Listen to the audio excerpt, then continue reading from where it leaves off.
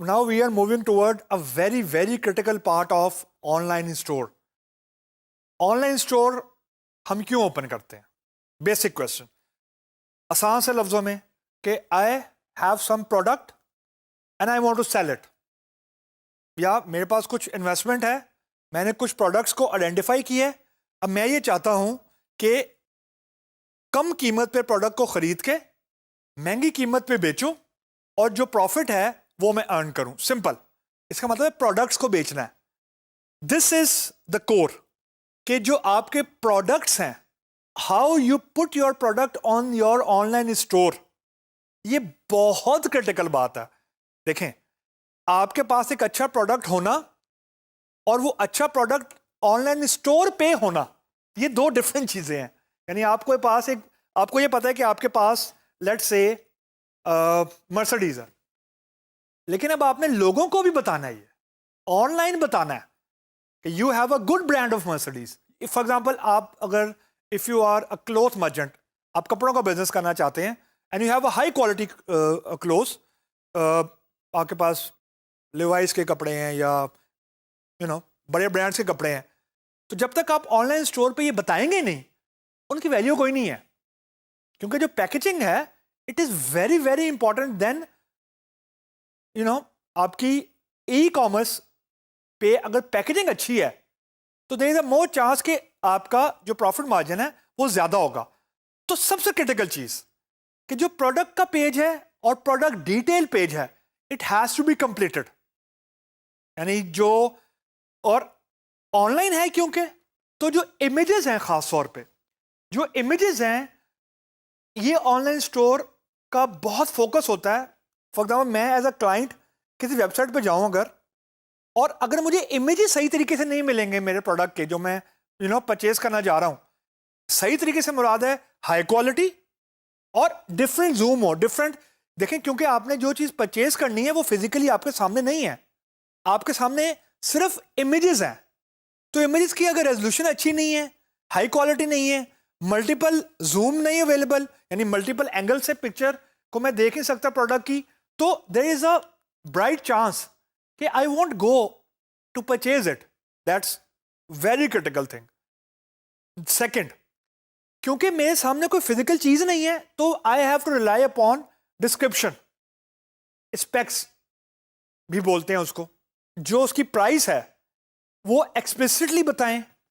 And other critical thing कि मैं अगर फॉर एग्जांपल 10 आईफोन खरीदना जा रहा हूं और जो ऑनलाइन स्टोर है वहां क्वांटिटी सही मौजूद नहीं है, सही से मुराद है कि मैंने खरीदने हैं 10, स्टॉक में है फॉर एग्जांपल 8, तो अगर मुझे आपका ऑनलाइन स्टोर 10 क्वांटिटी का ऑर्डर प्लेस करने देता है विदाउट चेकिंग कि उसके स्टॉक में कितने प्रोडक्ट पड़े हुए हैं, so this will be very annoying to me as a customer, क्योंकि ऑब्वियसली उसकी वजह से डिले आएगा. तो the point which I am trying to make is के quality, quantity, price and product description, ये 4 की चीजें हैं अपने प्रोडक्ट को मार्केट ओरिएंटेड वे में ऑनलाइन स्टोर पे पब्लिश करने के लिए.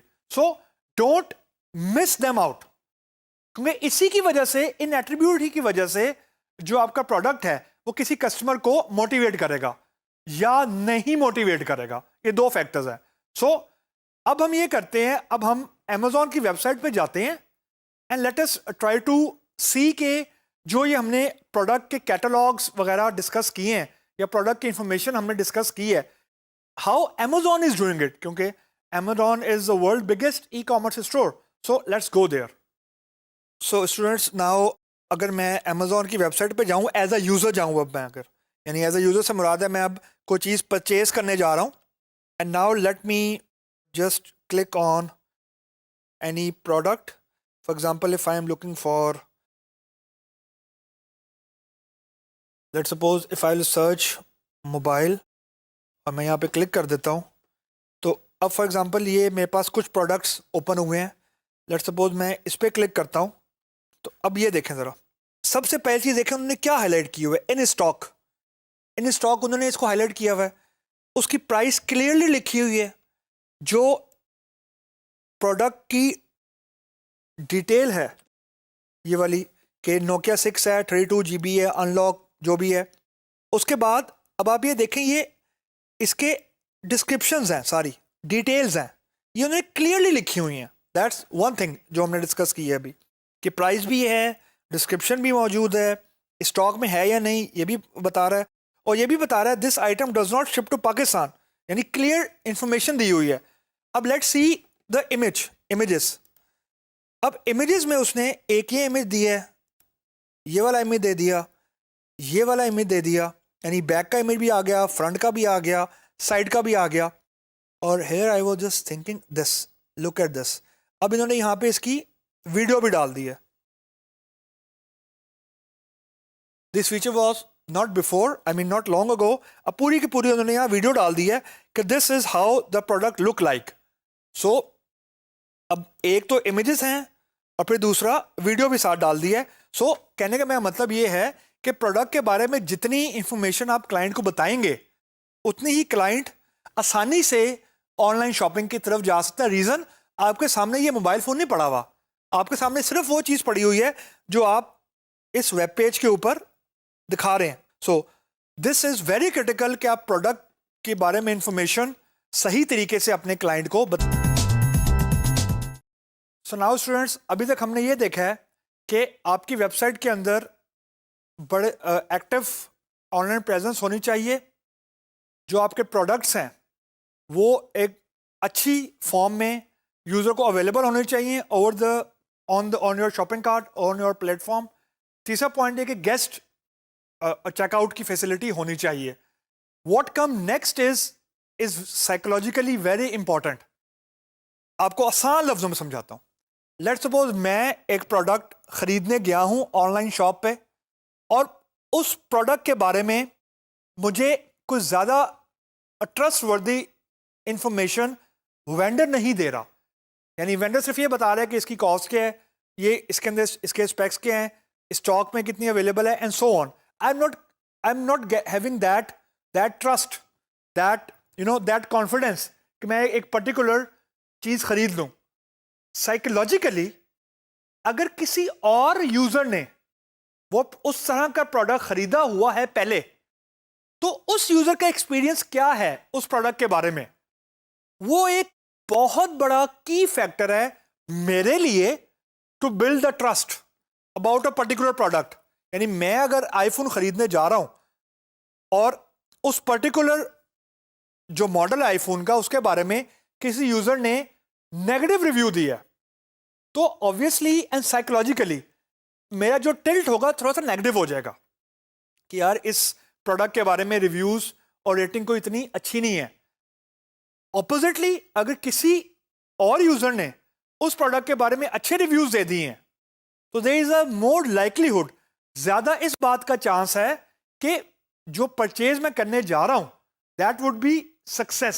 सो जो क्राइटेरिया या जो चीज ऑनलाइन कॉमर्स, ऑनलाइन स्टोर का कोर पार्ट का हिस्सा है, वो ये है कि बाकी लोगों का एक्सपीरियंस क्या है एक पर्टिकुलर प्रोडक्ट के बारे में, और how other people rate the particular product जो आप खरीदने जा रहे हो या आप खरीदने के बारे में सोच रहे हो। यानी प्रोडक्ट रेटिंग एंड रिव्यूज ये बहुत इंपॉर्टेंट होता है, खासतौर पे उस तरह की सिचुएशन में जब आपके सामने कोई फिजिकल चीज मौजूद नहीं है। तो किसी भी ऑनलाइन स्टोर का जो ट्रस्ट है वो ओवरनाइट नहीं बनता, इन्हीं चीजों से बनता है कि how they are dealing other clients, how they are supplying same product to other clients in which you are interested. आप एक चीज खरीदना चाहते हो तो ये जिस चीज में आप इंटरेस्टेड हो वही चीज उसी कंपनी ने या उसी प्लेटफॉर्म ने दूसरे क्लाइंट्स को क्या अच्छी फॉर्म में प्रोवाइड की है, क्या दूसरे यूजर्स का एक्सपीरियंस अच्छा है, बुरा है, एंड सो ऑन। तो the chances of purchasing increases if the rating and feedback is good. So इसको हम लोग बोलते हैं आसान लफ्जों में, इसको पीयर रिव्यू भी बोलते हैं कि मैं खरीदने जा रहा हूं तो खरीदने से पहले मैं ये देख रहा हूं कि और लोगों का इस चीज के बारे में क्या ख्याल है।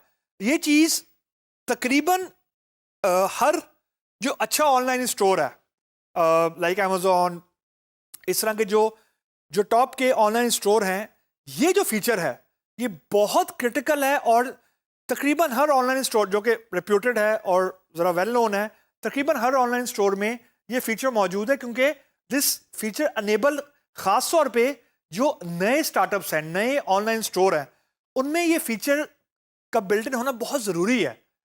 रीज़न कि किसी भी फॉर एग्जांपल ख़ासतौर पे पाकिस्तान जैसी कंट्री में जहाँ पे अभी ये चीज़ जनरेट हो रही है, इंटरेस्ट लोगों का इंक्रीज़ हो रहा है, मोमेंटम गेन हो रहा है, तो इस तरह की चीज़ें कॉन्फिडेंस बिल्डिंग के लिए बहुत ज़रूरी हैं पाकिस्तान जैसे इकोसिस्टम में। So let's try to see के what does it mean on actual Amazon store कि जब मैं ये कह रहा हूँ कि प्रोडक्ट के रिव्यूज़ हैं, रेटिंग आनी चाहिए। सो लेट्स सी कि how Amazon is handling it. So students, let's suppose मैं अमेजोन की वेबसाइट पे गया, इफ़ आई लेट्स सपोज मैं यहाँ पे बुक लिख देता हूँ, let's suppose e commerce business technology society, ये एक बुक है। अब इस बुक के बारे में मैंने यहाँ पे क्लिक किया, लेट्स सपोज यहाँ पे भी एक रेटिंग आ रही है, लेकिन लेट्स सी, अब ये एक बुक के बारे में इंफॉर्मेशन मेरे पास आ गई। नाउ लुक हेयर, ये प्रोडक्ट डिटेल है और उस प्रोडक्ट डिटेल के बाद look here customer reviews, 5 star 42% है, 4 स्टार 8% है, 3 स्टार 8% है, 2 स्टार 17% है, 1 स्टार 25% है, और ओवरऑल इसके जो स्टार्स हैं दैट इज 3.2 आउट ऑफ 5। अब ये वो फीडबैक है जो और कस्टमर्स ने इस प्रोडक्ट के बारे में दिया हुआ है। So psychologically whenever I will try to buy this book, I will first, मैं सबसे पहले देखूंगा कि दूसरे लोग क्या कह रहे हैं इस प्रोडक्ट के बारे में। अब यहां पे आ रहा है कि सी ऑल 12 कस्टमर रिव्यूज, मैं यहां पे क्लिक करता हूं एंड यहां पे मैं अपना रिव्यू भी लिख सकता हूं। यानी लेट्स सपोज मैं पहले यहां क्लिक करता हूं, तो ऑब्वियसली पहले मुझे यहां पे चेकआउट करना पड़ेगा। अगर मैं चेकआउट किया हुआ है तो मैं यहां पे अपना फीडबैक भी दे सकता हूं, और अगर मैं एग्जिस्टिंग लोगों का फीडबैक देखना चाहता हूं तो ना लुक हियर, अब इंडिविजुअल फीडबैक भी आ रहा है मेरे पास कि does not have same content as a hard cover 12 edition, if you buy this for a class return it, great book for e commerce and so on. अब ये जो फीडबैक है मेरे लिए from the as a buyer view point बहुत critical है। यानी ये वो लोग अपना एक्सपीरियंस शेयर कर रहे हैं जो ये बुक ऑलरेडी खरीद चुके हुए हैं। तो कुछ लोगों का फीडबैक अच्छा है, कुछ का बुरा है, तो इट ऑल डिपेंड। सो ये जो रेटिंग एंड कस्टमर फीडबैक है ना, सो स्टूडेंट्स 2-3 तरीके हैं किसी भी चीज को बेचने के।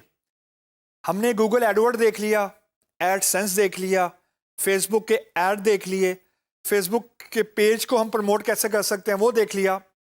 एक बड़ा कॉमन तरीका है और बड़ा साइकोलॉजिकल तरीका है, वो ये है, और ये आजकल बड़ा कॉमन है, वो तरीका ये है कि लेट्स सपोज मैं जिस तरह की परचेजेस प्रीवियसली कर चुका हूं उस ही तरह की परचेजेस मुझे फ्यूचर परचेज के लिए रिकमेंड की जाए। इससे क्या मुराद है? इससे मुराद ये है कि let's suppose if I have bought books regarding to let's suppose software design और databases in my near past, यानी प्रीवियसली मैं इस टॉपिक से रिलेटेड बुक्स परचेज कर चुका हूं, तो आजकल जो बहुत ज्यादा चीज कॉमन है इसको हम लोग बोलते हैं रिकमेंडेशन सिस्टम्स, रिकमेंडर्स। रिकमेंडर्स ये होता है कि आपको सॉफ्टवेयर आपको ये बता रहा है कि आपको आपके मतलब की XYZ बुक भी है। अब आपके दिमाग में सवाल आएगा कि सॉफ्टवेयर कैसे बता सकता है? सॉफ्टवेयर ऐसे बता सकता है कि वो आपकी प्रीवियस बिहेवियर को मॉनिटर कर रहे होते हैं। जैसे मैंने आपको हमने कुछ टॉपिक्स पहले डिस्कस किया था कि फेसबुक क्या है। Facebook is knowledge of behaviour. Basically वो एक बहुत बड़ा वेयर हाउस है जहां मेरे और आपका ब्राउजिंग बिहेवियर पड़ा हुआ है, यानी क्लिक्स पड़े हुए हैं, इंटरेस्ट पड़े हुए हैं। देखने में ये बहुत सिंपल चीज है, लेकिन actually this is what they sell actually.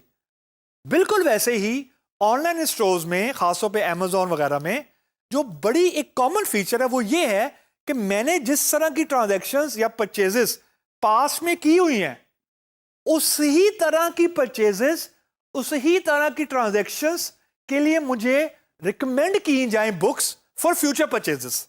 अब ये चीज मेरे प्रीवियस बिहेवियर से ड्राइव होगी, यानी कि अगर मैंने प्रीवियसली बुक्स परचेज ज्यादा किए ना, तो never ever I will get recommendations for example laptops, या let's suppose recommendations for mobile phone या health watches and so on. So मेरे पास बिहेवियर से डराइव की जाती हैं मेरी फ्यूचर ट्रांजैक्शंस।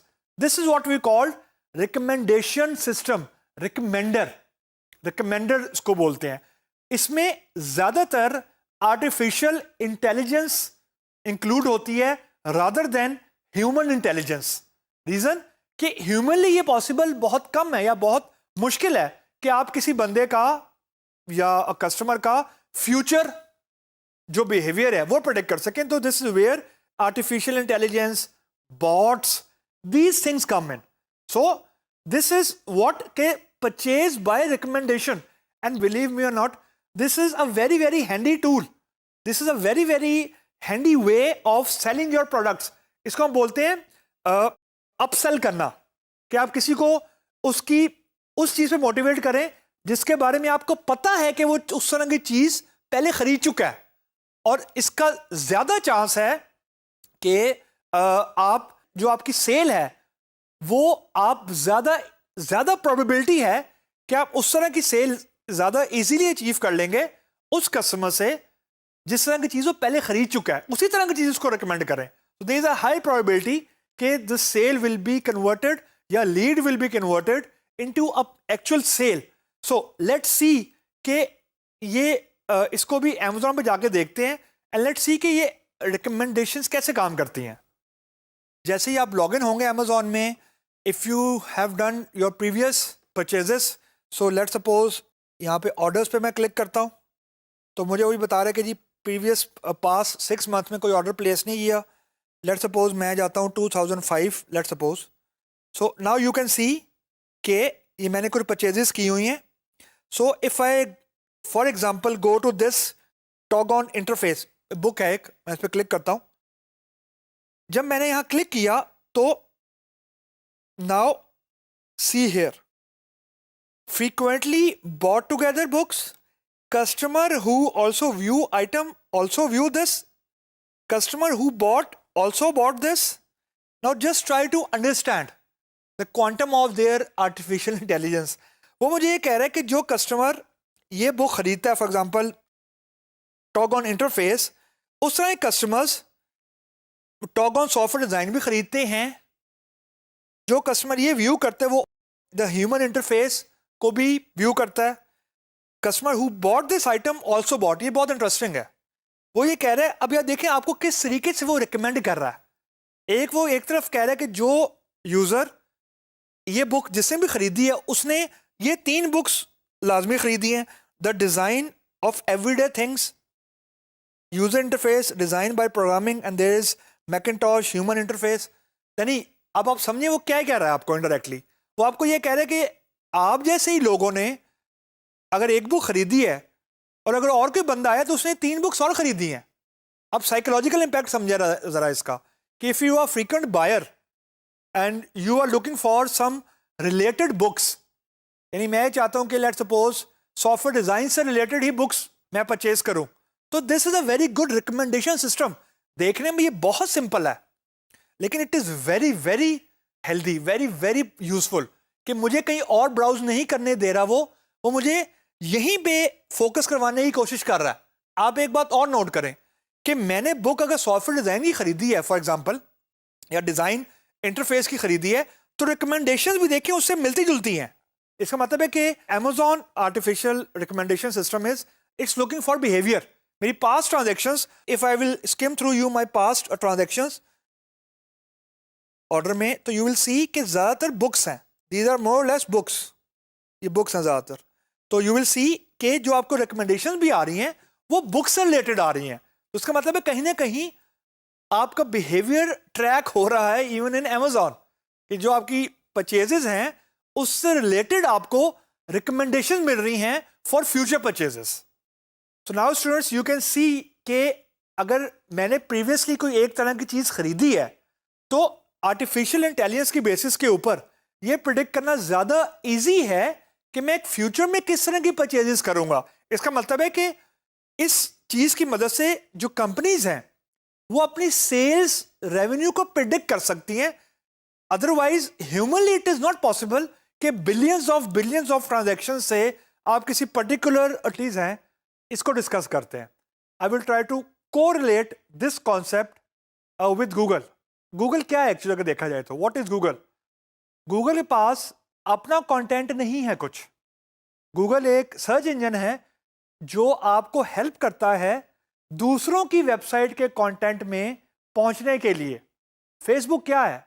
फेसबुक के पास अपना कंटेंट कुछ नहीं है, वो आपको हेल्प आउट करता है दूसरों के कंटेंट में पहुंचने के लिए। Amazon में भी ऐसा ही है। इवन उबर में क्या है? उबर के पास कुछ नहीं है लेकिन वो गाड़ियों तक पहुंचने में आपकी मदद करता है। बिल्कुल, यानी at the end of the day all these giant platforms are nothing else but a search engine.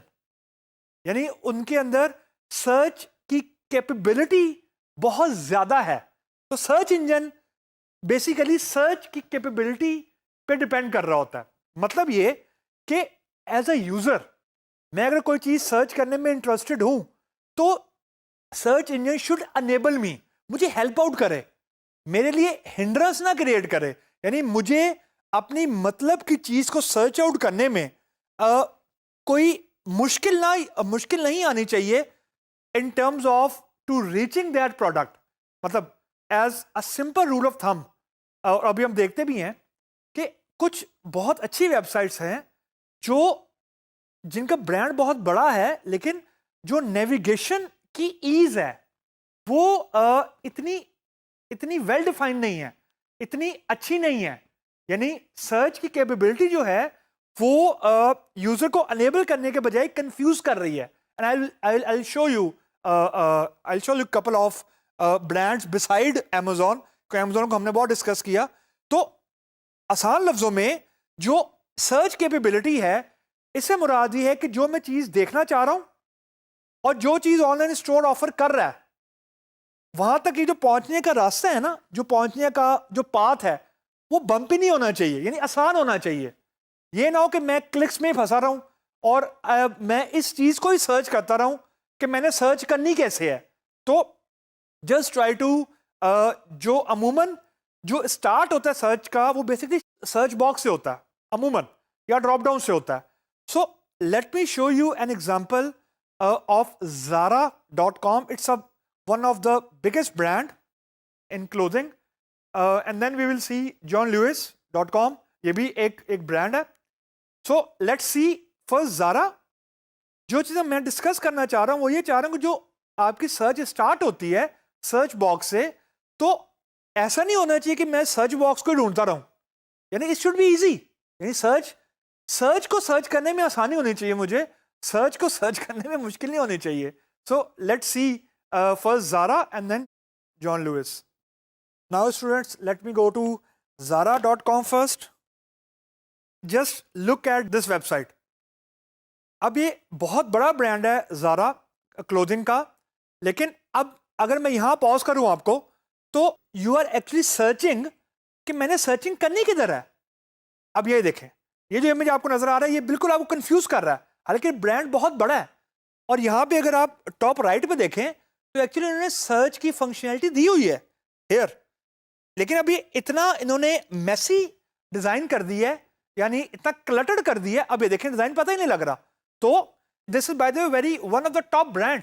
इसकी जो मार्केट वैल्यू है बिलियंस में है इस प्रोडक्ट की, लेकिन जो इसकी सर्च कैपेबिलिटी है it is not very good. Let me go to John Lewis.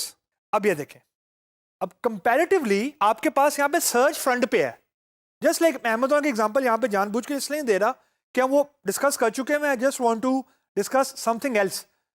अब ये आपको कम से कम इस वेबसाइट के ऊपर जाते साथ ही ये पता लग रहा है कि मैं कहाँ पे जाके सर्च कर सकता हूँ। जो इससे पहले वाली वेबसाइट थी उसमें सर्च को ही सर्च करने में मेरा टाइम लग रहा था, and actually I left it.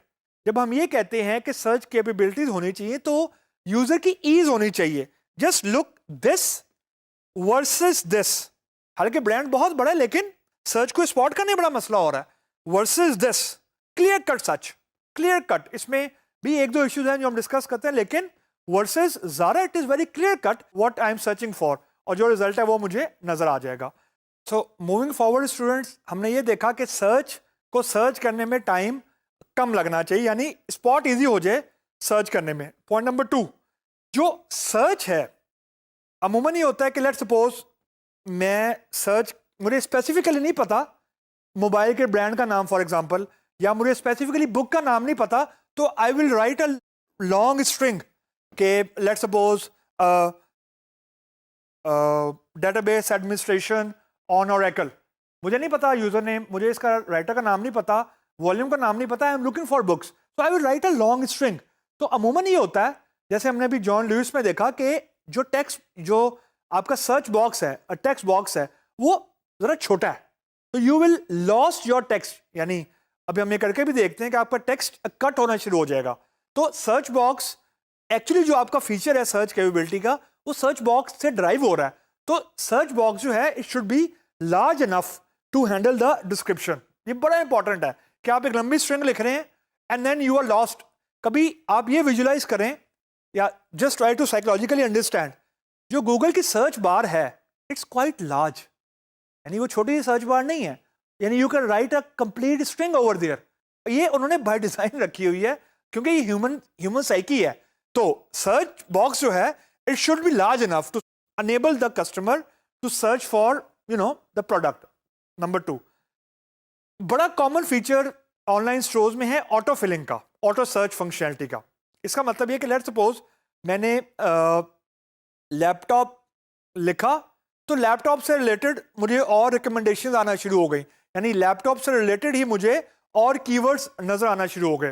यानी कभी आप ये सोचें कि लेट्स सपोज मैं गूगल पे लिखता हूँ कि I want to travel to Malaysia, तो बहुत दफ़ा ये होता है वो मुझे खुद आगे फिल इन कर देता है कि जी टिकट प्राइस या एयरलाइन या 10th या 10 प्लेसेस टू विजिट, वो खुद ही कंप्लीशन की तरफ लेके जाता है मेरी सर्च को।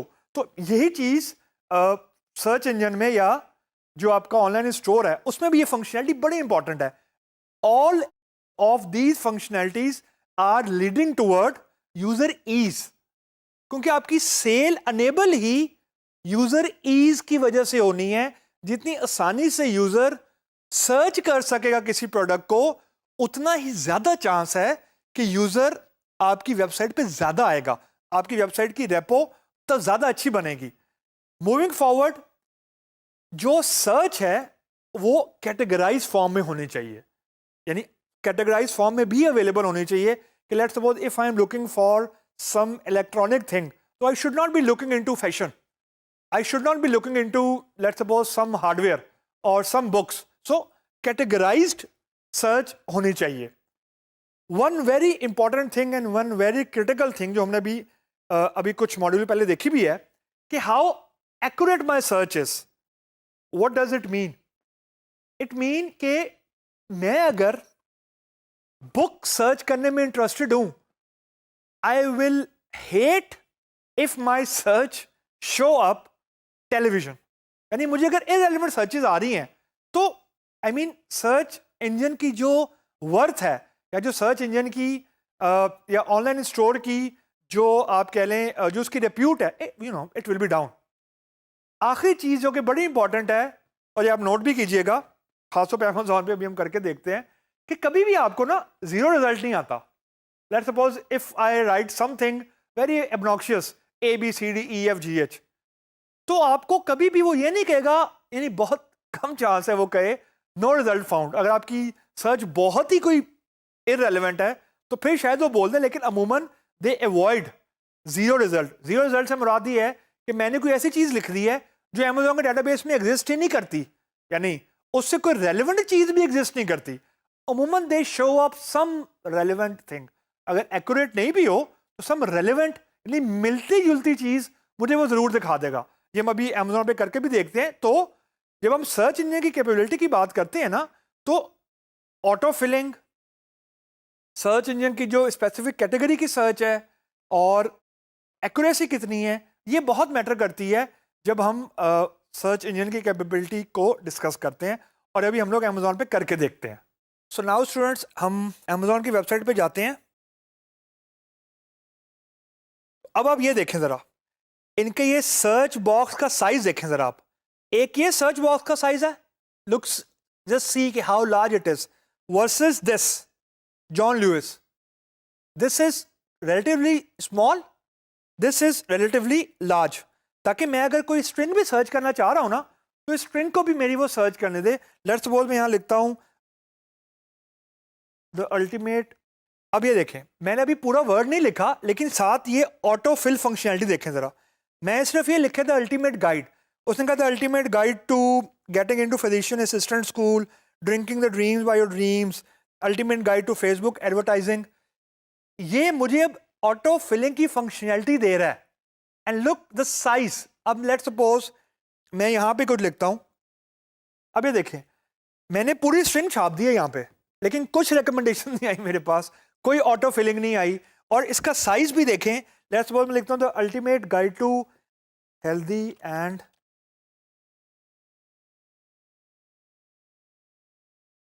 जस्ट सी, इसने सर्च मेरी काट दी है। जो मैं सर्च करना चाहता इसने काट दी है, शुरू के वर्ड काट दिए हैं। अब let me try to put same search here. ये देखें, अभी आधी हुई है। तो जस्ट ट्राई टू सी कि इन्होंने यूजर को कितनी ईज दी है। यानी आई कैन टाइप अप्रोक्सीमेटली, मैं उतना ही और लिख सकता हूं जितना मैं ऑलरेडी लिख चुका हुआ हूं। So these things matter. अब लेट्स सपोज मैं इसको सर्च करता हूं एंड लेट्स सी ये क्या रिजल्ट देता है। अब ये देखें जरा आप, उसने लिखा वी हैव 0 रिजल्ट, लेकिन साथ में रिकमेंडेशंस भी आ गई हैं। नोट डाउन, कभी ऐसा नहीं हुआ कि उसने मुझे, जो हम कह रहे थे ना avoid 0 result, this is I was talking about. मैंने जानबूझ के ऐसी स्ट्रिंग लिखी है कि जिसमें ज्यादा प्रोबेबिलिटी है कि रिजल्ट ना मिले, लेकिन साथ देखें उसने रिकमेंडेशंस दे दी हैं। Let's try to do the same thing over here. यहां पे भी sorry can not find, check your spelling again, try a similar thing. लेकिन उसने कुछ प्रोडक्ट नहीं दिया, कैटेगरी दी है। यहां उसने स्पेसिफिक प्रोडक्ट का नेम दे दिया है। So just try to understand कि जो अच्छा सर्च इंजन है वो यूजर के लिए ईज दे रहा है। तो ये एक बहुत क्रिटिकल फैक्टर है। Now students, late us discuss the most one of the hot topic of these days, UX. UI की बात नहीं मैं कर रहा, यूजर इंटरफेस की बात नहीं मैं कर रहा, I am talking about user experience. मतलब आजकल किसी भी वेबसाइट पे यूजर का ज्यादा देर तक स्टे करना और ज्यादा पेजेस को ब्राउज करना डायरेक्टली लिंक है how easy is it is to browse the pages within the website. आसान लफ्जों में, अगर एक वेबसाइट बहुत सिंपल फॉर्म में मौजूद है, यानी कभी ये सोचें आप कि गूगल का जो होम पेज है वो क्या है, वो सिंपल एक सर्च बॉक्स है, एक टेक्स्ट बॉक्स है और सर्च का बटन है, दिस इज इट। यानी कितना सिंपल है, उन्होंने कुछ ज्यादा चीज डाली ही नहीं है होम पेज के ऊपर। उसकी भी एक हिस्ट्री है, लेकिन eight the end of the day it is actually giving a very good UX experience. यानी मुझे और आपको बड़ी आसानी है जाके टेक्स्ट बॉक्स में टाइप कर देना और हमें अपने अपने काम की चीज मिल जाती है। This is a very very important thing. This is what we called a lean and simple UX design. यानी यूजर को आसानी होनी चाहिए अपनी चीज को सर्च करने के लिए। मतलब यह है कि वो अच्छी वेबसाइट का डिजाइन आजकल अच्छा नहीं कंसिडर किया जाता जहां पे बहुत ज्यादा इंफॉर्मेशन या बहुत ज्यादा इमेजेस, जिफ, डेटा मौजूद हो और यूजर ही कंफ्यूज हो जाए। आई विल डेमो यू कि मैं इससे क्या मुराद है, व्हाट आई एम सेइंग, कि जो a good UX experience is always always always translated into simplicity. Simple design होना चाहिए, सादा होना चाहिए, नेविगेटेबल होना चाहिए। यानी बहुत ज्यादा चीजें यूजर को नहीं बतानी। रीजन, आजकल इंटरनेट का दूसरा नाम इंफॉर्मेशन फ्लड है। There is so much of information available on internet कि you can easily lost track. अगर आपको बहुत ज़्यादा ओवरवेलम कर देंगे, बहुत ज़्यादा फ्लड कर देंगे इंफॉर्मेशन से, बहुत ज़्यादा चीज़ें आपको बताना शुरू कर देंगे, you will gate overwhelm, you will get confuse actually. So the UX, good UX is कि आप यूज़र की जो जर्नी है, जो यूज़र की जर्नी है ओवर योर वेबसाइट, उसको आप आसान रखें, उसको सिंपल रखें. Simple is a very good word these days, जो कि हम यूएक्स के लिए करते हैं. तो जो नेविगेशन है आपकी वेबसाइट में, वो बहुत ज़्यादा डिफिकल्ट या मैसी नहीं होनी चाहिए, rather than a complexity from going from one page to another. So let me show you some examples of good UX and some examples of bad UX design. Let me first show you students UX of this website, above.com.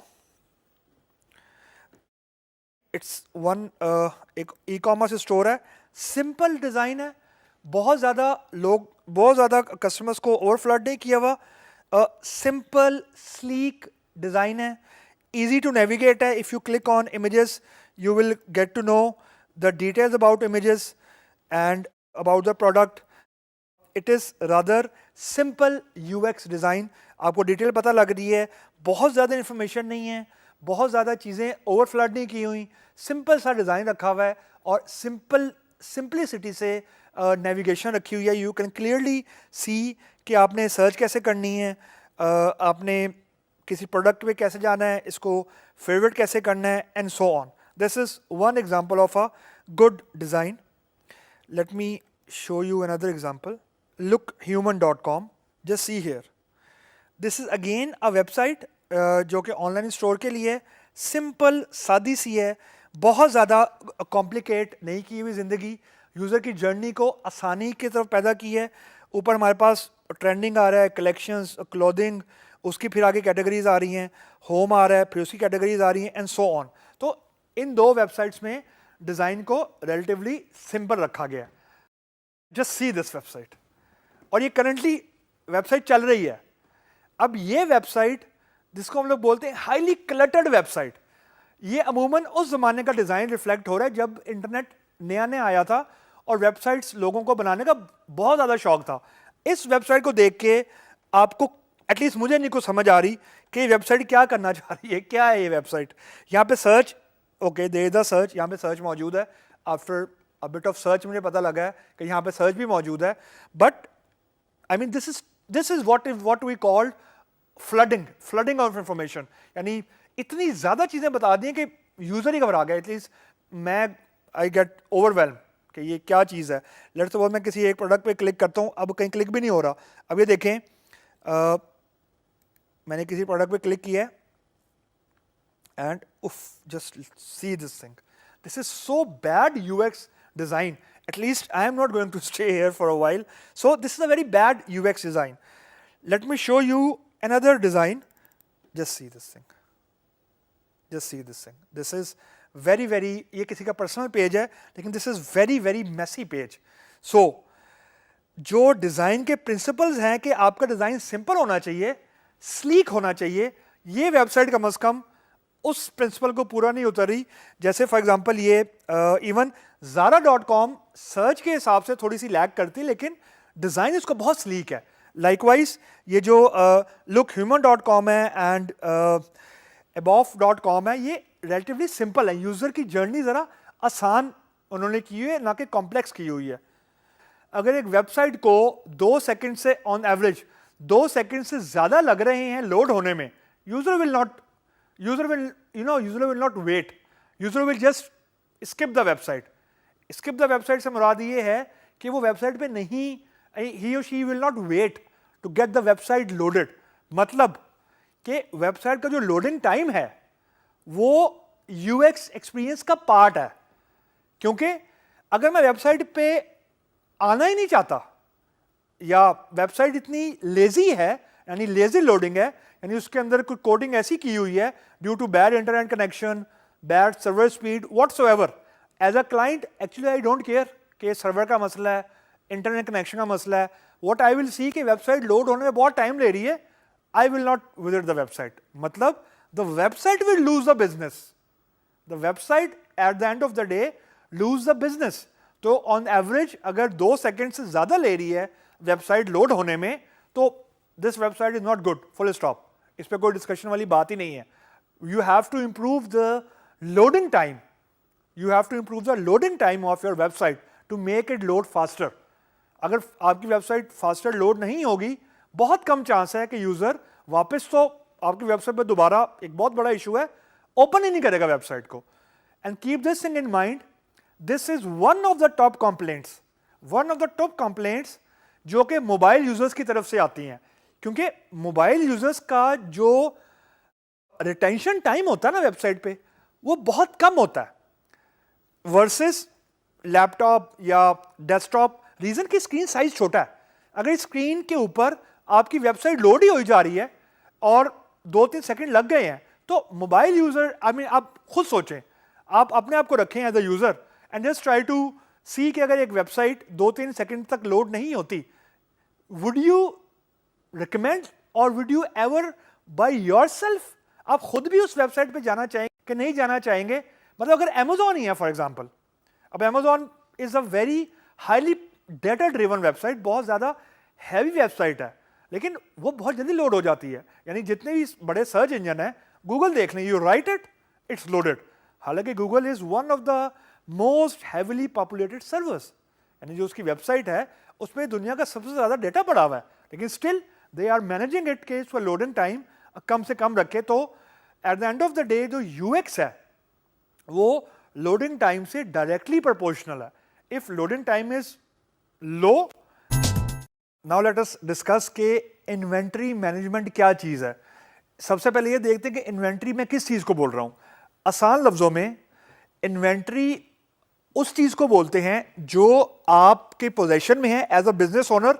यानी आपने अपने online store open किया, सबसे पहले आप ये decide करते हैं कि आपने क्या सेल आउट करना है, क्या बेचना है।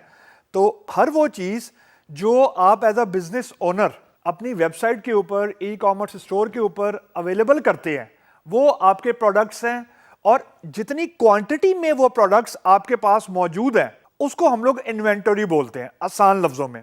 अगला क्वेश्चन आपके दिमाग में आना चाहिए कि हम इन्वेंटरी मैनेजमेंट क्यों डिस्कस कर रहे हैं, खासतौर पे ई कॉमर्स या ऑनलाइन स्टोर के कॉन्टेक्स्ट में हम क्यों डिस्कस कर रहे हैं।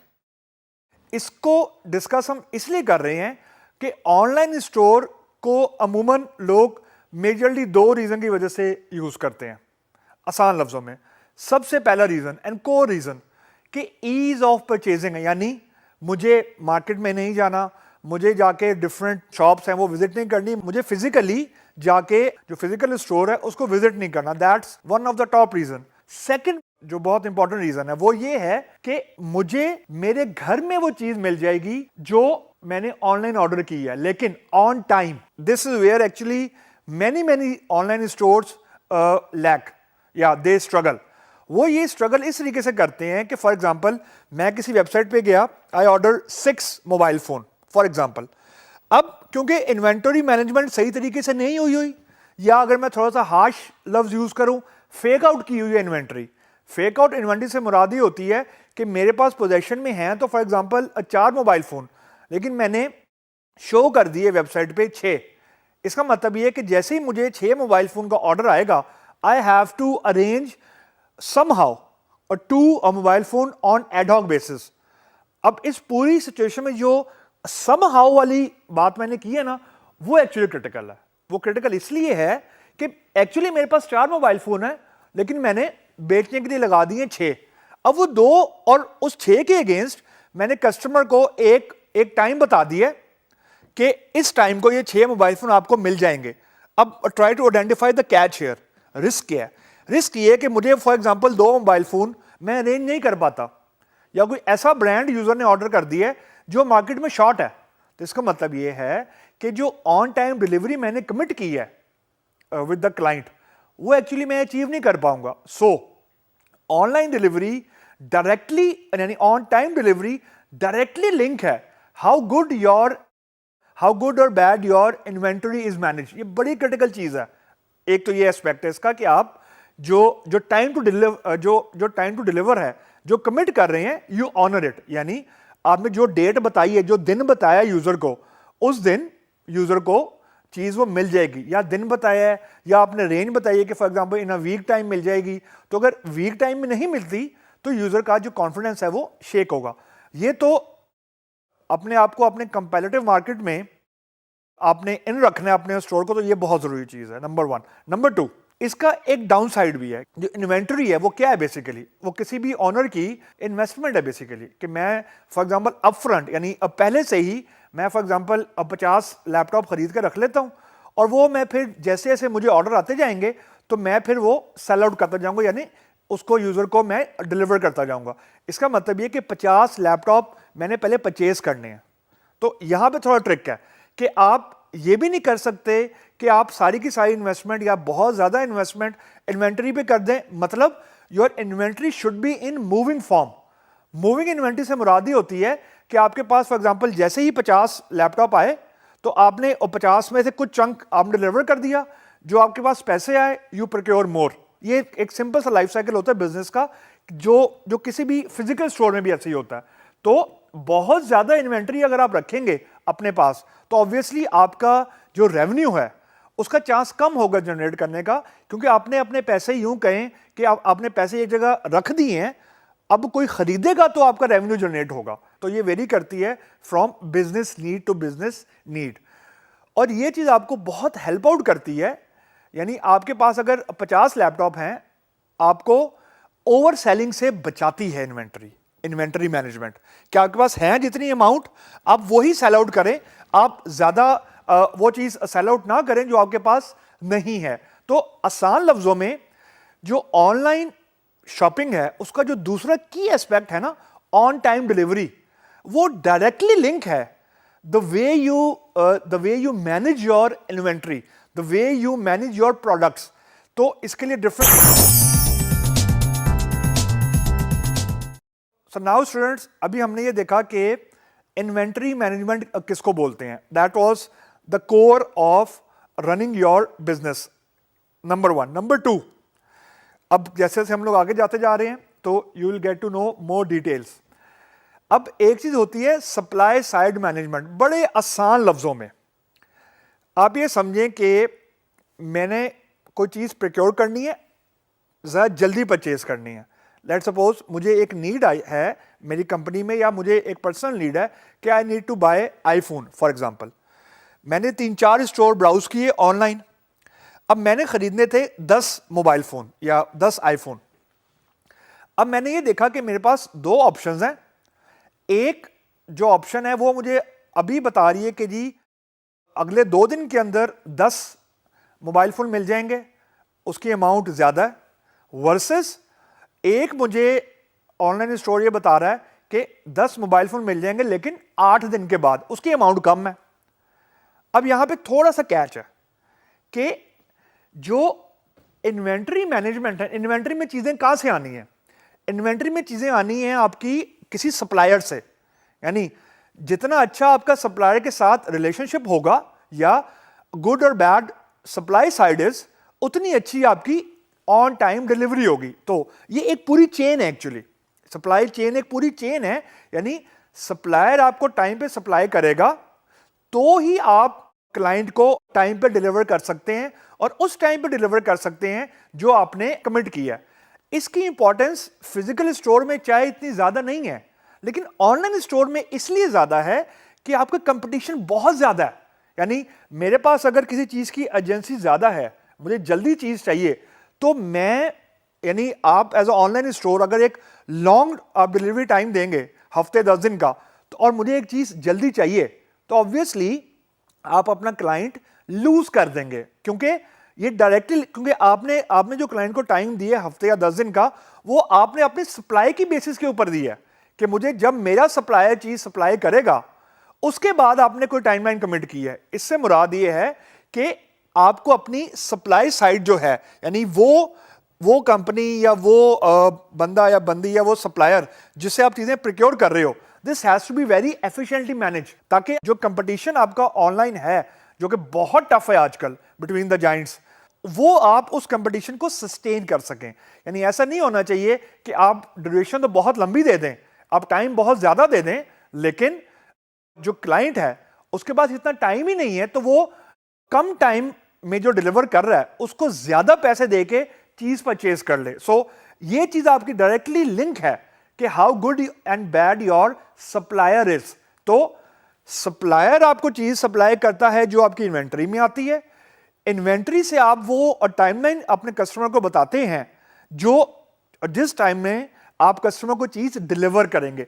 इस पूरी चीज को सप्लाई चेन बोलते हैं, सप्लाई चेन मैनेजमेंट बोलते हैं आसान लफ्जों में। सो द लोगो इज के you have to deliver the right product in the right quantity in the right at the right time. ये जो टाइम वाला जो फ्रेज है ना, ये ऑनलाइन शॉपिंग के लिए बहुत क्रिटिकल है। अब let me show you a graph with some realistic stats जिसमें आपको ये अंदाजा होगा कि how curious the online shoppers are, यानी वो कितने क्यूरियोसिटी है उनके अंदर जल्दी डिलीवरी रिसीव करने की। सो अगर आप अब ये स्टैट्स देखें, सबसे ऊपर वाला जो 3/4 यानी 75% ऑनलाइन शॉपर हैं, यानी अराउंड 75% 75% लोग ये कहते हैं कि अगर उन्होंने आज चीज खरीदी है तो उन्हें आज ही के दिन में डिलीवर हो जाए। यानी अगर 100 लोगों ने कोई चीज ऑर्डर की है तो 100 में से 75 लोग ये कहते हैं कि उनको वो प्रोडक्ट उसी दिन मिल जाए। That's a very huge number.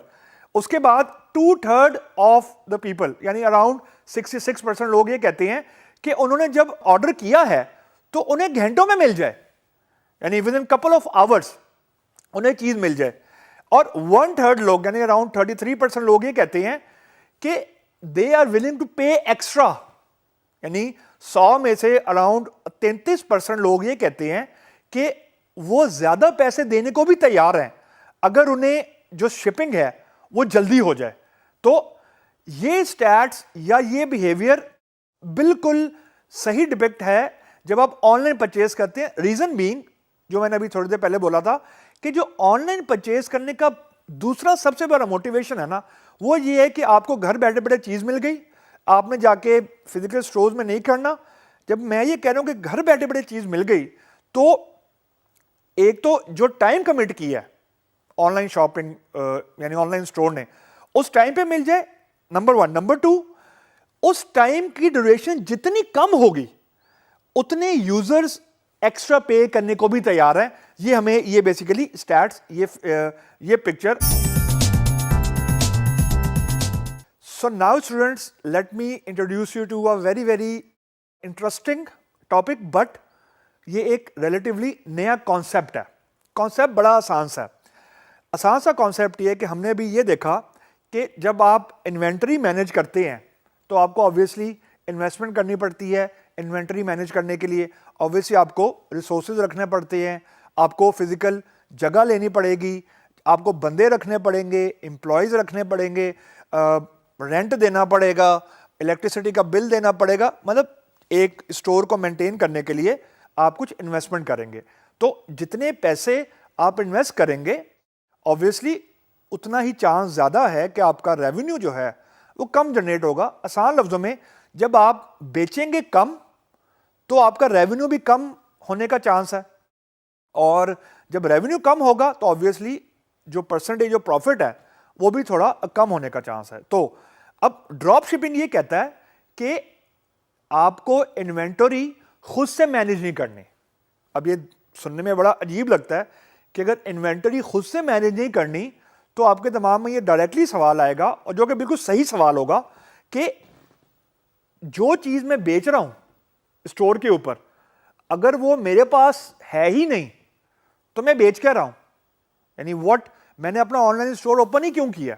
तो यहां पे एक चीज हम डिस्कस करेंगे अभी थोड़ी ड्यूरेशन के बाद, वो ये है कि आप अपना कट रख के बीच में चीज को सेल कर देंगे। यानी आप अपना online store as a agent भी आप ओपन कर सकते हैं। एजेंट से मुराद ये है कि आपके अपने पास कुछ नहीं है, आप किसी से खरीद के चीज आगे बेच रहे हैं और अपना कट बीच में रख रहे हैं।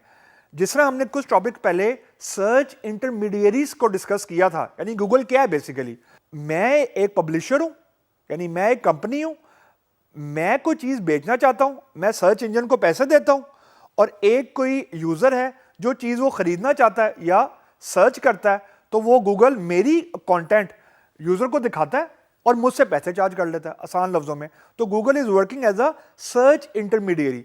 ड्रॉप शिपिंग भी यही है, अगर मैं इसको कंप्लीटली ड्रॉप शिप कर दूँ, मतलब मुझे इन्वेंटरी खुद से मैनेज नहीं करनी। इन्वेंटरी खुद से मैनेज नहीं करनी, मुझे इसका मतलब ये है कि मुझे स्टॉक मैनेजमेंट करने की ज़रूरत भी नहीं है। यानी मुझे ये भी ध्यान नहीं रखना कि कितनी चीज़ें मेरे पास मौजूद हैं, कितनी चीज़ें मैं अवेलेबल करूं और कितनी चीज़ें मैं बेच सकता हूं और कितनी चीज़ें मैं नहीं बेच सकता। तो आसान लफ्ज़ों में कि मेरा एक ऑनलाइन स्टोर है, लेकिन मेरे पास प्रोडक्ट नहीं पड़ा हुआ जो मैंने बेचने के लिए अवेलेबल किए ऑन द कार्ट। मैं किसी थर्ड पार्टी से चीज़ खरीद के आगे सेल कर रहा हूँ, आसान लफ्ज़ों में ये है। और मैंने मैंने खरीदी फॉर एग्ज़ाम्पल 1,000 रुपए की, बेची मैंने फॉर एग्ज़ाम्पल 1,200 रुपए की, तो 200 रुपए मैंने बीच में अपना कट रख लिया। ये भी मतलब ड्रॉप शिपिंग को यूज़ करने के लिए, यानी अगर हम ड्रॉप शिपिंग को यूज़ करें तो ये जो ऑनलाइन स्टोर को हम एज अ गूगल भी यूज़ कर सकते हैं। गूगल मीन कि यूज़र आए, अपने चीज़ को सर्च करे और जो ऑनलाइन स्टोर है वो अपना कट रखे बीच में और वो चीज़ आगे जो कस्टमर है उसको सप्लाई कर दे। आसान लफ्ज़ों में ड्रॉप शिपिंग ये है कि you don't need to maintain your inventory, you don't need to do your stock management. जब आप इन्वेंटरी नहीं करेंगे मैनेज, तो ऑब्वियसली आप सप्लाई साइड को भी मैनेज नहीं करेंगे। तो this is overall working of. So now students, let me just simulate to you कि अगर आपका अपना एक ऑनलाइन शॉपिंग स्टोर है, आपका अपना एक ऑनलाइन शॉपिंग कार्ट है, आप कोई चीज़ उसके ऊपर सेल करना चाहते हैं, लेकिन आप ड्रॉप शिपिंग के ज़रिए यानी ड्रॉप शिपिंग की ऑप्शन आप यूज़ करना चाहते हैं। ड्रॉप शिपिंग की ऑप्शन यूज़ करते कैसे हैं, यानी कौन कौन से, यानी where to find those drop shipping companies, वो हम अभी कुछ आगे जाके टॉपिक्स में देखेंगे। लेकिन अभी मैं आपको ये सिमुलेट करके बताता हूँ कि ड्रॉप शिपिंग को यूज़ करने का या इसको एम्बेड करने का अपनी शॉपिंग कार्ट में, इसका प्रोसेस होता क्या है। So let's see. Drop shipping का मॉडल बड़ा ही आसान सा है। अब ये end to end drop shipping है। इससे मुराद ये, मैं एंड टू एंड ये कह रहा हूँ कि मैंने अभी ये एज्यूम किया है, यानी मेरी ये एजम्पशन है ये डायग्राम प्रेजेंट करते वक्त, कि ना मैं खुद से इन्वेंटरी मैनेज कर रहा हूँ, ना मैं खुद से सप्लाई साइड मैनेज कर रहा हूँ, यानी सप्लायर से जो कम्युनिकेशन हो रही है, और ना ही मैं शिपमेंट खुद से कर रहा हूँ। आसान लफ्ज़ों में स्टेप 1, एक कस्टमर है, वो मेरे स्टोर पे आया, उसने $200 की कोई चीज़ ऑर्डर की, कुछ भी हो सकता है। फॉर एग्जांपल उसने कोई हेल्थ वॉच ऑर्डर कर दी, 200 रुपये उसने मुझे पे किए, यानी मेरे स्टोर को पे किए, और मेरे पास अभी हेल्थ वॉच नहीं है। मैं किसी थर्ड पार्टी की इन्वेंट्री, यानी किसी तीसरी शॉप की इन्वेंट्री को अपने पास शो कर रहा हूं। यानी आप आसान लफ्ज़ों में यूं समझें कि मेरी वेबसाइट पे जो प्रोडक्ट की कैटलॉग है, या जो प्रोडक्ट की डिस्क्रिप्शन है, या जो प्रोडक्ट की क्वांटिटी है, वो किसी दूसरी वेबसाइट से मैं लेके आ रहा हूं। वो कैसे लेके आ रहा हूं वो एक अलग चीज़ है, लेकिन मेरे पास मौजूद नहीं है। मेरे फिजिकल स्टोर में वो डेटा या वो प्रोडक्ट मौजूद नहीं है, वो किसी तीसरी वेबसाइट से आ रहा है, ठीक है, जिसको हम लोग थर्ड पार्टी बोलेंगे। थर्ड पार्टी इसलिए कि कस्टमर एक पार्टी, मैं स्टोर दूसरी पार्टी, और मैं किसी तीसरी स्टोर से बात कर रहा हूं। यानी कस्टमर के लिए जिस कंपनी के या जिस स्टोर के प्रोडक्ट मेरी वेबसाइट पे हैं वो थर्ड पार्टी है। तो कस्टमर ने मुझे $200 पे किया मेरे स्टोर के ऊपर। कस्टमर को ये नहीं पता कि मैंने किससे आगे प्रोक्योरमेंट की हुई है या मैंने आगे शिपमेंट कहां से करवानी है। तो कस्टमर के इंटरफेस पे मैं मौजूद हूं, मेरी वेबसाइट मौजूद है, मेरे अकाउंट में $200 आ गए। अब मैंने आगे से डील ये की हुई थी कि जो चीज़ मैं 200 की बेच रहा हूं वो मुझे फॉर एग्जांपल पड़ती है $180 की। यानी मैंने जो थर्ड पार्टी से खरीदी हुई है वो $180 की खरीदी हुई है। तो इसका मतलब ये हुआ जो $20 है वो मैंने अपना प्रॉफिट रखा हुआ था। अब जो $20 है उसमें क्या क्या चीज़ इंक्लूड थी, यानी जो 180 मैंने आगे पे करना है, उसमें क्या क्या इन्वॉल्व है। इन्वेंट्री मैं मैनेजिंग कर रहा, सप्लाई साइड मैं मैनेज नहीं कर रहा, शिपमेंट, जो शिपमेंट की कॉस्ट है वो मेरी दर्द सर नहीं है। मतलब आसान से लफ्जों में, मैंने एज ए एजेंट काम किया, मैंने कस्टमर से $200 लिए, अपना जो $20 है कट है वो अपने पास रखा, $180 मैंने थर्ड पार्टी को दे दिया। अब ये थर्ड पार्टी का काम है कि वो प्रोडक्ट को अरेंज करे, अगर उसके पास नहीं है उसे पैक करे और उसको उस टाइमलाइन में, उस ड्यूरेशन में कस्टमर को शिप भी करे जो कस्टमर को मेरे पोर्टल ने बताया है। अब यहां पे एक दो रिस्क हैं लेकिन हम अभी आगे डिस्कस करेंगे, लेकिन आसान लफ्जों में कि फ्रॉम प्रोक्योरमेंट यानी खरीदारी से लेकर कस्टमर को चीज पहुंचाने तक वो कंपनी जिससे कस्टमर बात करेगा वो तो मैं हूं, लेकिन eight the end of the day मैंने भी किसी तीसरी पार्टी को सारे का सारा काम आउटसोर्स कर दिया और मैंने अपना जो कट है या जो अपना मार्जिन है या जो अपना प्रॉफिट है वो मैंने अपने पास एक्चुअली रख ली है। तो अगर मैं इसको आपको गूगल के सर्च इंजन से मैप करके दूं तो गूगल भी यही करते हैं एक्चुअली। गूगल एक कंपनी का जो कंटेंट है वो रखता है अपने पास और जो यूजर उस कंटेंट को सर्च करना चाहता है उसको वो कंटेंट प्रोवाइड कर देता है और जो कंपनी है उससे पैसे चार्ज कर लेता है। This is it. और बिल्कुल उसी मॉडल पे ये, यानी अगर मैं सिर्फ आपको कंपैरिजन के लिए बता रहा हूं ताकि आपको थोड़ी सी मेंटल पिक्चर इसके क्लियर हो जाए कि ये drop shipping end to end काम कैसे करती है। अब यहां पे सिर्फ एक पॉइंट मैं मेंशन करना चाह रहा हूं बिफोर वी प्रोसीड फर्दर कि ये मैंने end to end drop shipping की है। मतलब इस पूरे मॉडल में जो मैंने आपको बताया है, मैं ना इन्वेंटरी, ना स्टॉक, ना शिपिंग, ये तीनों काम मैं नहीं कर रहा। ऐसा बिल्कुल होता है और कंपनी ऐसा बिल्कुल करती हैं कि 3 स्टेप में से inventory management, supply side management, shipping management में से कुछ चीजें ड्रॉप शिप कर दे। फॉर एग्जांपल, हो सकता है मेरा कॉन्ट्रैक्ट ऐसा हो थर्ड पार्टी से कि मैं ये बोलूं कि इन्वेंटरी मैनेजमेंट फॉर एग्जांपल और सप्लाई मैनेजमेंट वो तो मैं खुद कर रहा हूं, लेकिन जो शिपमेंट की जिम्मेदारी है वो किसी और थर्ड पार्टी की हो, और अमूमन होती भी ऐसे है। That's one way. And other way of doing this कि मैं ये बोलूं कि सप्लाई साइड जो है वो मैंने किसी थर्ड पार्टी को दे दी है और जो इन्वेंटरी मैनेजमेंट है वो मैंने अपने पास की हुई है। तो अब इसमें थोड़ी नॉइज ज्यादा हो जाती है, यानी थिंग्स बिकम मोर कॉम्प्लिकेटेड, तो क्योंकि आपको फिर अपने पास भी इन्वेस्टमेंट करनी पड़ेगी। सो अगर end to end drop shipping देखें तो you are nothing more than a profit agent जो कि एक साइड से चीज खरीद के दूसरी साइड पे चीज वो प्रोवाइड कर रहा है और अपना कट जो है ये ट्रांजैक्शन करवाने का, यानी जो आपका पोर्टल है ये ट्रांजैक्शन करवाने का अपने पास रख रहा है। Good to go. सीमिंगली ये लगता है कि कोई रिस्क नहीं है, लेकिन सबसे पहला जो हम फायदा देखते हैं, चले पहले फायदा देखते हैं ड्रॉप शिपिंग का, कि क्योंकि आपको इन्वेंटरी खुद से मैनेजिंग आपने करनी। इन्वेंटरी जब मैनेजिंग करनी, इससे मुराद ये है कि आपका जो ओवरहेड है वो रिड्यूस हो रहा है। ओवरहेड क्या था प्राइमरली कि आपने वेयरहाउस अपना खरीदना या रेंट पे करना है, आपने प्रोडक्ट खरीदने के लिए इन्वेस्टमेंट करनी है, आपने प्रोडक्ट्स को मैनेज करने के लिए इन्वेस्टमेंट करनी है, आपने, अगर आपका फॉर एग्जांपल ज़रूरी नहीं है कि आपके मोबाइल फ़ोन ही हो ऑनलाइन, फॉर एग्जांपल आप फ्रूट भी ऑनलाइन सेल करते हैं, ऑनलाइन ग्रोसरी स्टोर्स भी बहुत ज़्यादा आ गए हैं।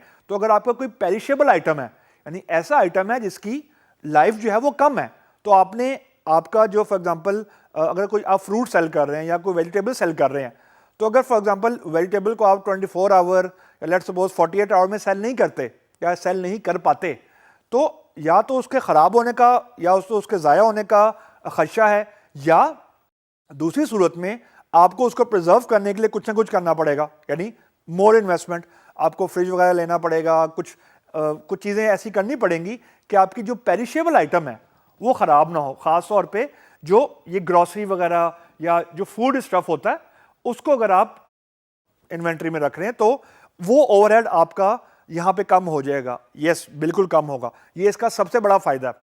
और क्योंकि आपका ओवरहेड कम है तो आप ज्यादा प्रोडक्ट ऑफर कर सकते हैं। मुराद ये है कि जहां पहले मैं सिर्फ फॉर एग्जांपल इलेक्ट्रॉनिक्स ऑफर कर रहा था क्योंकि मेरे पास एक फिक्स्ड इन्वेस्टमेंट थी, उस इन्वेस्टमेंट के अगेंस्ट मैंने कुछ चीजें खरीदी हुई थी। अब मैंने इन्वेस्ट कुछ नहीं करना, तो I can talk to multiple vendors, यानी मैं मल्टीपल सप्लायर से बात कर सकता हूं जो ड्रॉप शिपिंग की फैसिलिटीज देते हैं। तो जहां पहले मैं सिर्फ फॉर एग्जांपल इलेक्ट्रॉनिक्स की मैं फॉर एग्जांपल प्रोडक्ट ऑफर कर रहा था, अब लेट सपोज मैं हेल्थ से रिलेटेड भी या मैं स्पोर्ट्स से रिलेटेड भी जो प्रोडक्ट्स हैं वो ऑफर कर सकता हूं। मतलब मैं अपनी प्रोडक्ट ऑफरिंग को ब्रॉड कर सकता हूं। ऑब्वियस ही बात है, जब मैं प्रोडक्ट ऑफरिंग ब्रॉड करूंगा, इन्वेंटरी मैनेजमेंट मुझे करनी कोई नहीं है, तो obviously it's a low risk game, यानी इसमें फेलियर का चांस रिलेटिवली कम है। इसका प्राइम रीजन ये है, यानी सबसे बड़ा रीजन ये है कि मुझे कुछ इन्वेस्टमेंट नहीं करनी इन टर्म्स ऑफ पीकेआर, यानी जो पैसे हैं वो मुझे इन्वेस्टिंग करने। ये तो इसके प्रॉज हो गए।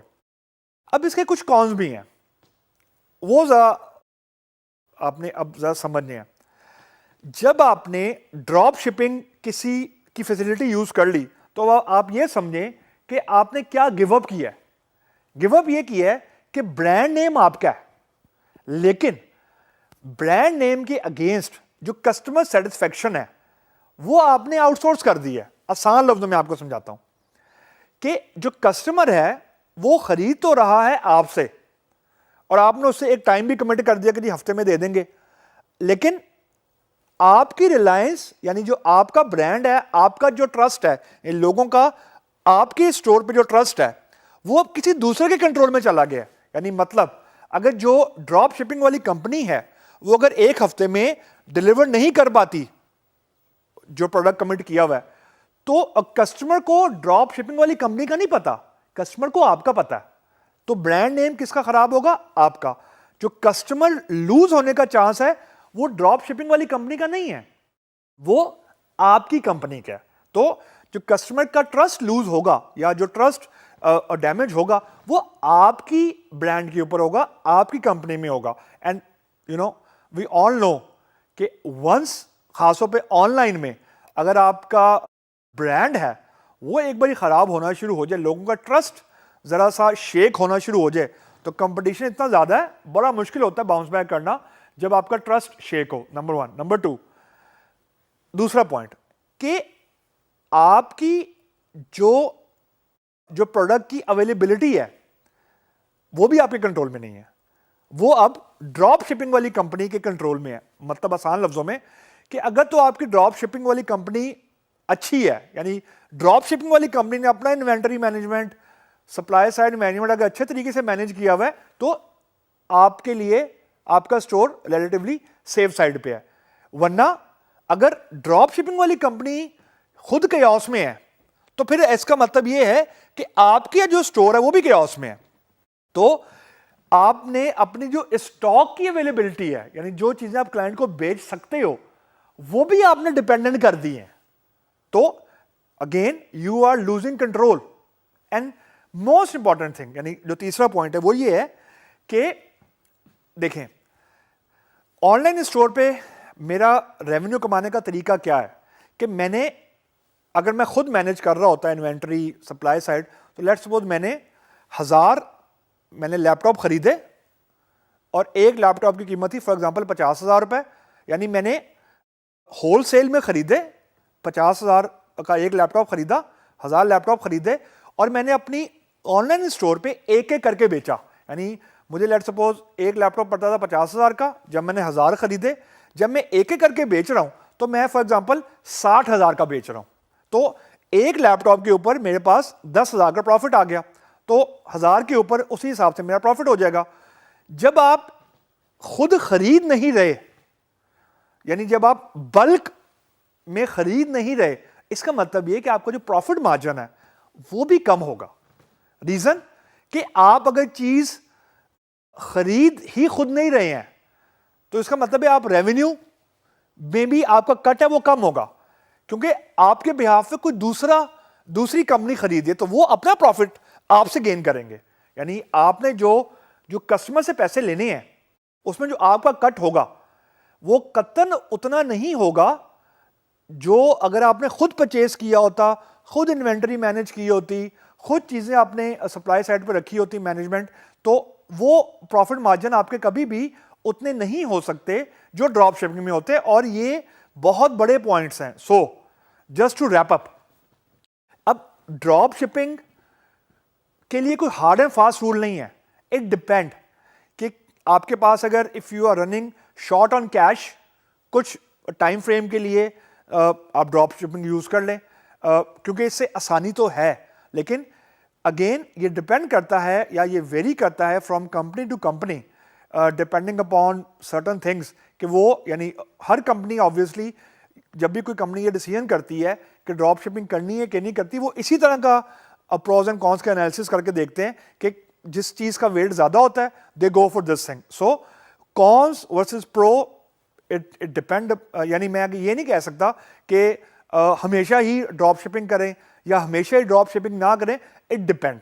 सो ये चीज़ें आपसे डिस्कस करने का मकसद ये था कि जब आप अपना ऑनलाइन स्टोर ओपन करें और रन करें तो you should have these option in your. अब हम उस स्टेज पे आ गए हैं कि हम ये डिस्कस करें कि जो एसेंस है, यानी जो कोर चीज़ है जो किसी भी ऑनलाइन स्टोर को रन कर रही होती है, यानी एक तो प्रोडक्ट्स हो गए, हमने इन्वेंटरी मैनेजमेंट भी देख ली।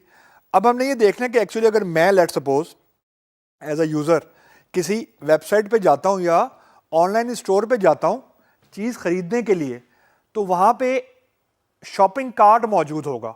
शॉपिंग कार्ट आसान लफ्ज़ों में, लेट सपोज मैं अगर किसी फिज़िकल स्टोर में जाता हूँ और मैंने अगर चीज़ें ख़रीदनी तो मेरे पास एक बास्केट होगी, उस बास्केट में मैं चीज़ें ख़रीद के डालना शुरू कर देता हूँ, और जैसे ही मैं शॉपिंग ख़त्म करता हूँ मैं काउंटर पे जाता हूँ और मैं वो शॉपिंग कार्ट या बास्केट काउंटर पे रख देता हूँ और वो फिर मेरा बिल कर देते हैं। तो ये शॉपिंग कार्ट बिल्कुल वैसे ही वर्चुअली ऑनलाइन स्टोर पे मौजूद होती है।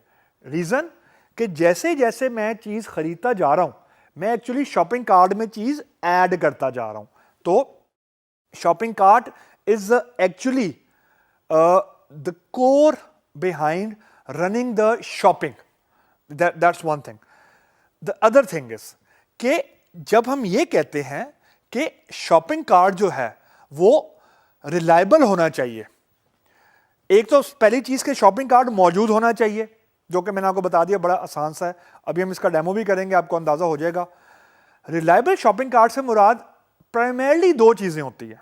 प्राइमरली यानी it is actually translated into the feature set. Feature set मुराद सबसे पहली चीज़ कि लेट सपोज मैं अगर कोई चीज़ ख़रीद रहा हूँ तो जितने की मैं चीज़ ख़रीद रहा हूँ और जितनी ख़रीद रहा हूँ, यानी लेट सपोज अगर मैंने 4 स्पोर्ट्स वॉच ख़रीदी हैं और हर स्पोर्ट वॉच की कीमत थी लेट सपोज 2000 रुपये, तो 4 की जो प्राइस है वो 8000 है। और अगर मैं इसी तरीके से ऑनलाइन शॉपिंग ज़्यादा करता जा रहा हूँ तो जो बिल है, जो प्राइस कैलकुलेट हो रही है, दिस शुड बी एक्यूरेट। एक दो प्रोडक्ट के लिए तो चलो इट मेक सेंस कि बंदा खुद भी मैनुअली देख लेता है, but when you are ordering bulk, जब आप ज़्यादा क्वांटिटी में ऑर्डर कर रहे होते हैं और ज़्यादा प्रोडक्ट्स ऑर्डर कर रहे होते हैं, तो यू नीड अ रिलायबल या you need a accurate price calculator which is a part of shopping cart। यानी ऐसा नहीं होना चाहिए कि लेट सपोज मैंने कहा कि जी 50 मैंने मोबाइल फ़ोन ख़रीदे, 40 मैंने फॉर एग्जांपल स्पोर्ट्स वॉच ख़रीदी और हर एक की डिफरेंट प्राइस थी। तो जब मैंने मैनुअल बिल करके देखा वो कुछ और था, जो शॉपिंग कार्ट दिखा रहा था वो कुछ और था। ये देखने में बहुत सिंपल चीज़ है, लेकिन इससे बहुत ज़्यादा चांस है कि यूज़र का ट्रस्ट शेक होगा। तो जो प्राइस कैलकुलेशन है this has to be accurate. ये बिल्कुल वैसे ही है कि आप किसी फिजिकल स्टोर में जाएं और आपका जो काउंटर पे बिल जनरेट कर रहा है बंदा या बंदी वो गलत कर दे, ये बिल्कुल वैसे ही है। तो आप बहुत ज़्यादा चांस है कि आप दोबारा नहीं जाएंगे या यू विल गेट अनॉयड कि मतलब कोई यहाँ पे सही काम नहीं हो रहा। तो बिल्कुल वैसे ही है। यहाँ पे फ़र्क सिर्फ ये है कि यहाँ पे आप किसी से बात नहीं कर रहे, तो उसका रिस्क ज़्यादा है कि यूज़र का जो ट्रस्ट है वो लूज़ होगा। तो that's one thing. Second thing is कि जैसे फिजिकल शॉप में होता है कि फॉर एग्जांपल मैंने एक चीज़ खरीदी और मैंने शॉपिंग की, फिर मुझे याद है कि मैंने फॉर एग्जांपल कुछ क्वांटिटी ज़्यादा खरीद ली है, तो आई कैन पुल बैक, यानी मैं शॉपिंग कार्ट से या बास्केट से के अंदर से चीज़ निकाल के वापस भी रख सकता हूँ, कुछ चीज़ें ऐड भी कर सकता हूँ। तो बिल्कुल वैसे ही ऑनलाइन शॉपिंग कार्ट में भी मैं चीज़ें ऐड भी कर सकूं, रिमूव भी कर सकूं, यानी बाय निकाल के भी रख सकूं। तीसरी चीज़ कि मैंने for example physical shopping cart में लेट्स सपोज मैंने 4 बुक्स खरीद ली, बाद में मुझे याद है कि ये 4 नहीं थी, इसी तरह की 6 थी, तो मैंने 2 और परचेज की, मैंने क्वांटिटी अपडेट कर दी।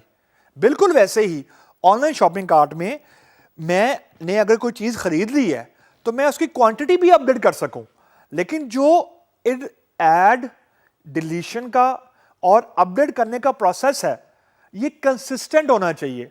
कंसिस्टेंट से मुराद ये होती है कि आपकी जो कैलकुलेशंस हैं एक तो वो सही हो, नंबर 1, नंबर 2 क्वांटिटीज ना कहीं गड़बड़ हो जाए कि मैंने फॉर एग्जांपल मेरे ऑलरेडी मौजूद थी 4, मैंने 2 को डिलीट किया और 1 को ऐड किया, तो 4 में से 2 को डिलीट किया हो गया 2 और 1 को ऐड किया हो गई 3, तो एक्चुअल क्वांटिटी 3 होनी चाहिए, मतलब 3 दिखानी चाहिए उसे मुझे। ऐसा नहीं होना चाहिए कि मुझे क्वांटिटी 3 के अलावा कुछ और दिखा रहा है, क्योंकि इट ऑल यही वो कंपोनेंट्स हैं जिससे शॉपिंग कार्ट आपका ट्रस्ट लूज या गेन करता है। That's one core feature. Second core feature जो कि बहुत इंपॉर्टेंट है, ऑनलाइन शॉपिंग में ऑनलाइन के वर्ड पे जरा गौर करें। मैं क्यों ऑनलाइन शॉपिंग कर रहा हूं? एक तो क्योंकि मुझे शॉप पे नहीं जाना पड़ रहा, दूसरा जो पेमेंट है वो मैं ऑनलाइन कर सकूं। अब पेमेंट के अगर मैं पाकिस्तान में बात करूं तो मेजर जो पेमेंट का मैकेनिज्म है that is cash on delivery, major जो मैकेनिज्म है, यानी मैंने चीज ऑर्डर की, मेरे पास जब वो चीज घर में रिसीव हो जाती है उसके बाद मैं उसको वेरीफाई करने के बाद उसके पैसे देता हूं कैश ऑन डिलीवरी, यानी रिसीव करने के बाद मैं उसके पैसे पे करता हूं।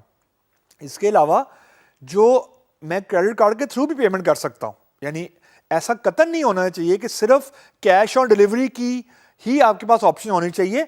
क्रेडिट कार्ड का पाकिस्तान में अभी इशू ये है कि लोगों का अभी ट्रस्ट गेन हो रहा है, यानी ट्रस्ट 2 एस्पेक्ट में।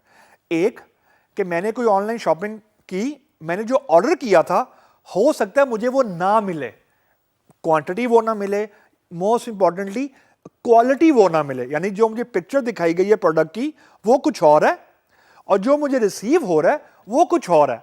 तो इस वजह से लोग अपफ्रंट यानी पहले पैसे नहीं देते, बाद में रिसीव करने के बाद पैसे देते हैं। तो क्योंकि अभी पाकिस्तान की जो ई कॉमर्स की इंडस्ट्री है वो भी अभी इन्फेंसी स्टेज में, यानी अभी नई है, तो इट विल टेक टाइम। तो इसकी वजह से लोग क्रेडिट कार्ड ज़्यादा यूज़ नहीं करते, लेकिन इसका मतलब कतई नहीं है कि क्रेडिट कार्ड का फीचर अनेबल नहीं होना चाहिए या होना ही नहीं चाहिए। अमूमन वेबसाइट्स पे ये होता है कि for example if I am a credit card holder और मैं क्रेडिट कार्ड के थ्रू पे करना चाहता हूँ पाकिस्तान में या पाकिस्तान से बाहर, तो जितने मेजर क्रेडिट कार्ड वो आपका ऑनलाइन स्टोर सपोर्ट करता है वो आपके अमूमन फुटर में आ रहे होते हैं, ताकि आपको ये पता लग जाता है कि क्या online payments via credit card इस वेबसाइट के थ्रू अनेबल हो भी सकती है या नहीं हो सकती। सो let's do a small demo जहाँ पे मैं आपको ये बताता हूँ कि ऑनलाइन शॉपिंग कार्ट काम करता कैसे है, और अगर आपने ये देखना है किसी वेबसाइट के ऊपर कि कौन कौन सी आपके क्रेडिट कार्ड सपोर्ट करते हैं ट्रांजैक्शन, तो how to find that. So let's do a small demo. जैसे फॉर एग्जांपल ये वेबसाइट है, इसके आप बॉटम में जाएं तो अमूमन ये जो आपको बॉटम में नजर आ रहा है American Express, Visa, master card और there is another discover, तो ये 4 क्रेडिट कार्ड्स हैं जो इस वेबसाइट पे सपोर्ट किए जाते हैं फॉर द पेमेंट। सो अमूमन जो आपका फुटर होता है, you get this information from the footer के इस वेबसाइट पे कौन कौन से क्रेडिट कार्ड सपोर्टेड है। सो अब इसके बाद हम ये देखते हैं कि अमेजोन के ऊपर अब हम जरा ये एक लाइफ साइकिल कंप्लीट करके देखते हैं शॉपिंग कार्ट का। So let's log in their.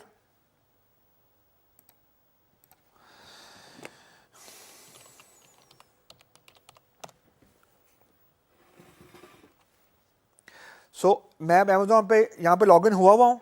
So let's suppose मैं कोई चीज़ ऑर्डर करता हूँ, लेट्स सपोज ये बुक है design pattern element of reusable object oriented software. मैंने यहाँ for example add to cart किया। जब ऐड टू कार्ट करेंगे तो this is how it will show up. अब लेट्स सपोज मैं अपना कार्ड देखना चाहता हूँ, मैंने यहाँ पे क्लिक किया तो ये मेरे करंट कार्ड में चीज़ें आ रही हैं। अब जैसे मैंने आपको बताया था कि आई शुड बी या shopping cart should enable me to play around with this quantity, number 1। Number 2, अब वो कह रहे हैं कि जी ओनली 1 सेलर इज अवेलेबल। एक तो ये मेरे पास ऑप्शन है कि मैं क्वांटिटी के साथ प्ले अराउंड कर सकूं, अगर स्टॉक में मौजूद नहीं है उसने मुझे रोक दिया है। लेट्स सपोज मैं इसकी क्वांटिटी 2 करता हूं तो नाउ इट इज 2 और उसके हिसाब से मैं इसको डिलीट भी कर सकूं। तो डिलीट, ऐड, अपडेट की मेरे पास ऑप्शन होनी चाहिए, नंबर 1। नंबर 2, लेट्स सपोज मैं यहां पे करता हूं प्रोसीड टू चेकआउट। जैसे मैं प्रोसीड टू चेकआउट किया तो उसने मुझे अब कहा लॉगिन करें। मैंने लॉगिन पे क्लिक किया तो अब वो मुझसे पूछ रहा है कि जी एड्रेस क्या रखना है डिलीवर का। तो लेट्स सपोज मैंने ये कर दिया। उसके बाद अब वो ये कह रहे हैं कि जी there was a problem with some, लेकिन अमूमन ये कह रहा है कि जी ये जो आपकी चीज़ मौजूद है ये पाकिस्तान में डिलीवर नहीं करते। बिल्कुल एट टाइम ऐसा होता है कि हर चीज़ हर कंट्री में अमेज़ॉन वाले या जो भी आपका ऑनलाइन स्टोर है वो अवेलेबल नहीं होती for shipping purposes. This is one classic example. So this does not mean कि कोई भी चीज़ पाकिस्तान में अवेलेबल नहीं है, you can play around with it. ये सारी आपको डेमो करने का मकसद ये था कि जो हम रिलायबल शॉपिंग कार्ट की बात कर रहे थे ना, वो ऐड, अपडेट, डिलीट, और लेट्स सपोज यहाँ पे हम ये देखते हैं कि इसको मैं डिलीट कर दिया। सो नाउ स्टूडेंट्स, मैं सबसे पहले कोई चीज़ सर्च करता हूँ। लेट्स सपोज मैं रिक्वायरमेंट इंजीनियरिंग की कोई फॉर एग्जांपल बुक सर्च करता हूँ। For example requirement engineering book मैंने सर्च की और उसके बाद मेरे पास ये कुछ बुकलेट्स आ गई। मैंने फॉर एग्जांपल ये बुक पे क्लिक किया और मैंने उसके बाद ऐड टू कार्ट किया। अब यहाँ पे देखें मेरे पास यहाँ पे क्वांटिटी भी आ रही है which I can change. Let's suppose मैं इसको 2 करता हूँ और मैं ऐड टू कार्ट कर देता हूँ। जैसे ही मैं ऐड टू कार्ट करूँगा, लुक एट दिस थिंग। ये मैं एक्चुअली आपको कह रहा था अभी थोड़ी देर पहले कि जो टोटल है वो यहाँ पे सही कैलकुलेट होना चाहिए, ना कि यहाँ पे कुछ गड़बड़ हो। अब मैं करता हूँ प्रोसीड टू चेकआउट। जैसे ही मैंने प्रोसीड टू चेकआउट पे क्लिक किया तो ये मैंने एड्रेस ऑब्वियसली पहले दिया हुआ है, मैं डिलीवर टू दिस एड्रेस करता हूँ। तो अब आप यहाँ देखें मेरे पास डिफरेंट शिपिंग ऑप्शंस आ रही हैं। मैं कंटिन्यू करता हूँ। जो चीज़ मैं आपको दिखाना चाह रहा था एक्चुअली वो ये थी कि the moment I click on continue, तो अब ये देखें ऐड अ पेमेंट मेथड। तो जस्ट टू चेक कि अमेज़ॉन पे क्या क्या या कौन कौन से क्रेडिट कार्ड या डेबिट कार्ड या पेमेंट मैकेनिज्म अवेलेबल है, जस्ट सी हेयर। यहाँ पे वीज़ा है, मास्टर है, डिस्कवर है, यूसीबी है, अमेरिकन एक्सप्रेस है। तो देयर आर अराउंड 7 वर्सेस जो हमने इससे पहले देखा था चोकोमीज, वहाँ सिर्फ 4 था। तो उसका मतलब है obviously Amazon is a big brand, तो अमेज़ॉन के ऊपर जो पेमेंट की इंफॉर्मेशन अवेलेबल है या जो पेमेंट करने के तरीके मौजूद हैं वो रिलेटिवली ज़्यादा हैं versus other website. So this is how you can find out. यानी जब हम ये कह रहे हैं कि रिलायबल शॉपिंग कार्ट है तो you need to see these features into your on shopping cart. जब आप खुद अपना शॉपिंग कार्ट बनाएंगे या ऑनलाइन शॉपिंग स्टोर आप ओपन करेंगे, what come next is secure. Secure से मुराद ये है, देखें आसान लफ्ज़ों में, कि मैं अगर अपने क्रेडिट कार्ड की इंफॉर्मेशन इंटरनेट पे प्रोवाइड कर रहा हूं तो सबसे बड़ा कंसर्न मुझे एज अ यूज़र ये होगा कि व्हाट इफ मेरा क्रेडिट कार्ड अगर हैक हो गया, यानी जो क्रेडिट कार्ड नंबर है, जो बाकी इंफॉर्मेशन है, वो किसी अनऑथराइज यूज़र की एक्सेस में चली गई, तो देयर इज़ अ चांस के यूजिंग माय क्रेडिट कार्ड कुछ ट्रांजैक्शंस या कुछ इलीगल काम भी हो सकता है। तो security is a very very big thing these days. So security के इशू को हैंडल करने के लिए एक चीज़ एग्जिस्ट करती है जिसको हम लोग बोलते हैं SSL certificate, secure socket layer certificate. आसान लफ्ज़ों में कि जब आप ऑनलाइन पेमेंट की बात करें या क्रेडिट कार्ड इंटीग्रेशन की बात करें तो आपने ये चीज़ अनेबल करनी है कि अगर आपकी क्रेडिट कार्ड की इंफॉर्मेशन किसी अनऑथराइज बंदे के पास चली भी जाती है, इवन देन वो जो इंफॉर्मेशन है क्रेडिट कार्ड की या सेंसिटिव इंफॉर्मेशन है, फॉर एग्जांपल आपकी पर्सनल इंफॉर्मेशन भी हो सकती है, तो वो जो बंदा या बंदी उसको हैक कर रहा है वो उसके किसी काम की ना रहे। तो इसको ये हम अनेबल करते हैं, सिक्योर्ड सॉकेट लेयर सर्टिफिकेट एक होता है, अगर वो आपकी पेमेंट इंटीग्रेशन का पार्ट है, दैट मीन कि जो आपकी इंफॉर्मेशन ट्रैवल कर रही है फ्रॉम योर शॉपिंग कार्ट, यानी जो जहां से मैं एंटर कर रहा हूं अपने कंप्यूटर से बैठ के, और फॉर एग्जांपल अमेजोन के शॉपिंग कार्ट तक का जो डिस्टेंस है, उस दौरान अगर कोई इंफॉर्मेशन मेरी हैक भी हो जाती है तो वो अनयूजेबल हो जाएगी हैकर के लिए। ये चीज अनेबल होती है एसएसएल से। अब ये देखते हैं कि होता क्या है, हाउ डज इट वर्क। सो जो पिक्चर आपको अभी नजर आ रही है बड़ी आसान लफ्जों में, कि सबसे पहली चीज, यानी मैं एज अ यूजर हूं, मैंने कोई चीज खरीदनी है तो मैंने शॉपिंग कार्ट में ऐड कर ली। तो पहला स्टेप मैंने ये किया कि मैंने अपनी इंफॉर्मेशन सर्वर को सेंड की। अगर उस सर्वर के ऊपर एसएसएल अनेबल है, जो कि होता है, तो मेरे पास एक सर्टिफिकेट आता है। मैं अगर उस सर्टिफिकेट को, for example if I am a valid user, और मैं उस सर्टिफिकेट को एक्सेप्ट कर लेता हूं, तो सिक्योर कार्ड के थ्रू जो सर्टिफिकेट है वो मेरा वेरीफाई होगा। ये स्टेप नंबर 3 है। स्टेप नंबर 4 ये है कि जो मेरे पास सर्टिफिकेट आया है, authenticated certificate from the third party, for example trust store या कहीं से भी आया है, वो मैं प्रेजेंट करूंगा वापस सर्वर को। तो सर्वर को ये पता लग जाएगा कि वो क्लाइंट जो मुझसे बात कर रहा है वो ट्रस्ट स्टोर का सर्टिफाइड यूजर है। उसके बाद क्या होगा कि सर्वर को ये पता लग जाएगा कि जिस क्लाइंट से वो बात कर रहा है वो एक्चुअली वही क्लाइंट है, और क्लाइंट जब सर्वर को सर्टिफिकेट वापस सेंड करेगा तो दोनों की हैंडशेक हो जाएगा। हैंडशेक से मुराद है आइडेंटिटी वेरीफाई हो जाएगी दोनों की, यानी दोनों ऑथेंटिकेटेड है। सर्टिफिकेट कुछ भी नहीं होता, सर्टिफिकेट सिंपल सा ही होता है कि मैं अगर अपने कंप्यूटर से कोई चीज यूज कर रहा हूं तो मेरे कंप्यूटर पे एक चीज डाउनलोड हो जाएगी जिसको सिर्फ मैं ही एक्सेस कर सकता हूं। अगर सर्वर मुझसे वो सर्टिफिकेट की इंफॉर्मेशन मांगेगा तो पूरी दुनिया में I will be the only one, मैं वो वाहिद बंदा होऊंगा जो वो इंफॉर्मेशन सर्वर को दे सकता है। अगर कोई तीसरा हैकर से वो सर्वर इंफॉर्मेशन मांगेगा तो वो हैकर के कंप्यूटर पे होगी ही नहीं, तो वो वापस सर्वर को अगर बताएगा भी तो सर्वर विल इनवैलिडेट इट, वो उसको मानने से इनकार कर देगा। तो this is a very big way जिससे मैं अपना डाटा सिक्योर कर सकता हूं। उसके बाद जब दोनों का हैंडशेक हो गया, उससे मुराद ये है कि अब जो इंफॉर्मेशन ट्रैवल करेगी नेटवर्क के ऊपर, यानी मेरे कंप्यूटर से लेट्स सपोज अमेजोन के शॉपिंग कार्ट तक, वो अब अनडिटेक्टेबल है, यानी वो चेंज हो जाएगी। यानी आप यूं समझिए कि उसको मैंने मोल्ड कर दिया है, उसको मैंने चेंज कर दिया है। यानी लेट्स सपोज मैंने अगर अपने कंप्यूटर से टाइप किया 1 2 3 4, तो नेटवर्क पे 1 2 3 4 नहीं जाएगा, नेटवर्क पे कुछ और ही चीज जाएगी। तो अगर वो नेटवर्क पे कोई हैकर उस चीज को हैक कर भी लेता है तो उसके फायदे की चीज कोई नहीं है वो। तो एंड ऑब्वियसली जैसे जैसे ऑनलाइन शॉपिंग ज्यादा हो रही है तो this thing become very very critical. That's one thing, very important thing. Second thing कि एक चीज होती है, हम उसको बोलते हैं 2 फैक्टर ऑथेंटिकेशन। बड़ा आसान सा कि लेट्स सपोज मैंने कुछ अपने क्रेडिट कार्ड की इंफॉर्मेशन दी इंटरनेट के ऊपर, वो एसएसएल अनेबल थी, लेकिन स्टिल मैंने ऊपर एक और लेयर लगा दी। वो लेयर ये लगा दी कि जैसे ही मैंने क्रेडिट कार्ड की इंफॉर्मेशन दी तो मेरे पर्सनल ईमेल के ऊपर एक कोड आया, कोई कंप्यूटर जनरेटेड कोड आया, और मुझे एसएमएस भी आ गई। यानी जब मैंने अब ट्रांजैक्शन करनी है तो यूजर नेम और पासवर्ड के अलावा मुझे ईमेल पे आया हुआ कोड, वो अमूमन जब मैं कोई बैंकिंग ट्रांजैक्शन करता हूं तो मेरी ईमेल के ऊपर एक कोड आता है और मुझे एसएमएस भी आता है। तो मुझे ट्रांजैक्शन कंप्लीट करने के लिए ईमेल का कोड और एसएमएस जब तक मैं बैंक को प्रोवाइड नहीं करता मेरी ट्रांजैक्शन कंप्लीट नहीं होती।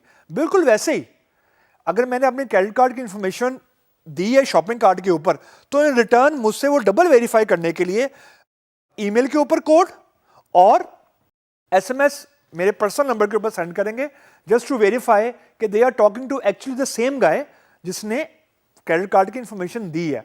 सो ये एक बड़ा कॉमन तरीका है आजकल ऑनलाइन ट्रांजैक्शंस को सिक्योर करने का।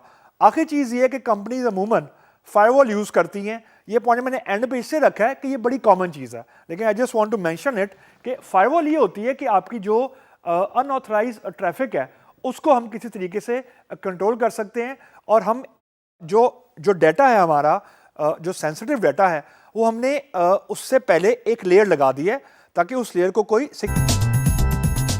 बिफोर डिस्कसिंग दिस थिंग, यानी शिपिंग इंफॉर्मेशन की या शिपिंग कॉस्ट की इंपॉर्टेंस क्या है, लेट अस सी कि फॉर एग्जांपल मैं अगर शॉपिंग कार्ट यानी ऑनलाइन शॉपिंग कर रहा हूं, तो क्या मेन रीज़न है जिसकी वजह से लोग ऑनलाइन शॉपिंग कंप्लीट नहीं करते, या लोग ऑनलाइन शॉपिंग रोक क्यों देते हैं बिफोर कंप्लीशन। 44% लोग ऐसे हैं जो हाई शिपिंग कॉस्ट की वजह से ऑनलाइन शॉपिंग अबंडन कर देते हैं। आसान लफ्ज़ों में कि अगर मैंने एक प्रोडक्ट फॉर एग्जांपल यूएसए से ख़रीदा है, उस प्रोडक्ट को पाकिस्तान में मंगाने की कॉस्ट अगर उस प्रोडक्ट की अपनी कॉस्ट से ज़्यादा है, तो ऑब्वियसली मैं, या ज़्यादा नहीं, मतलब उस प्रोडक्ट की कॉस्ट से ज़्यादा नहीं है लेकिन अच्छी खासी है, तो मैं उसको जो ऑनलाइन शॉपिंग है उसको अबंडन कर दूंगा, रोक दूंगा बीच में। तो ये आपको स्टैट बताने का मकसद ये था कि ये एक सबसे बड़ा रीज़न है, one of the core reason है जिसकी वजह से लोग ऑनलाइन शॉपिंग जो कंप्लीट नहीं करते। सो क्या मतलब है इसका, what does it translate to? It translate to 2-3 points. सबसे पहला पॉइंट और सबसे क्रिटिकल पॉइंट कि जो शिपिंग कॉस्ट है वो आप कस्टमर को या क्लाइंट को आप क्लियरली बताएं, अप फ्रंट बताएं, यानी कोई हिडन चार्जेस ना रखें। हिडन चार्जेस से मुराद ये है कि लेट्स सपोज, और and this actually happened to me personally, कि मैंने एक फॉर एग्जांपल एक बुक मैंने ऑनलाइन ऑर्डर की, मैं ऑब्वियसली शॉपिंग कार्ट का नाम नहीं बताऊंगा, वो बुक थी 79 पाउंड की। जब वो बुक पाकिस्तान में आई and 79 pound was the total amount which was deducted from my credit card. जब वो बुक पाकिस्तान में आई, जो डिलीवरी वाली कंपनी थी, दे आस्क मी कि सर ये तो यू हैव टू पे मी 4000 मोर। तो मैंने कहा 4000 मोर वो किस लिए? उन्होंने कहा जी ये आपके शिपिंग चार्जेस हैं। तो मैंने उसको वो बिल दिखाया जो मेरे क्रेडिट कार्ड से निकला था, और आई शोन हिम द ऑर्डर। तो उस पर उसने कहा सर ये तो हिडन कॉस्ट है, and it actually happened, and the brand was very good brand, UK based brand. So what I am trying, और इसी वजह से आई डिसाइडेड कि मैं कम अज कम उस शॉपिंग जो स्टोर है उससे दोबारा बुक तो नहीं खरीदने लगा। तो द पॉइंट इज कि आप क्लियरली बताएं कस्टमर को, आप क्लाइंट को क्लियरली बताएं कि शिपिंग कॉस्ट है क्या, शिपिंग चार्जेस है क्या। That's one very very critical point. Number 2, आप ये क्यों बताना जरूरी है?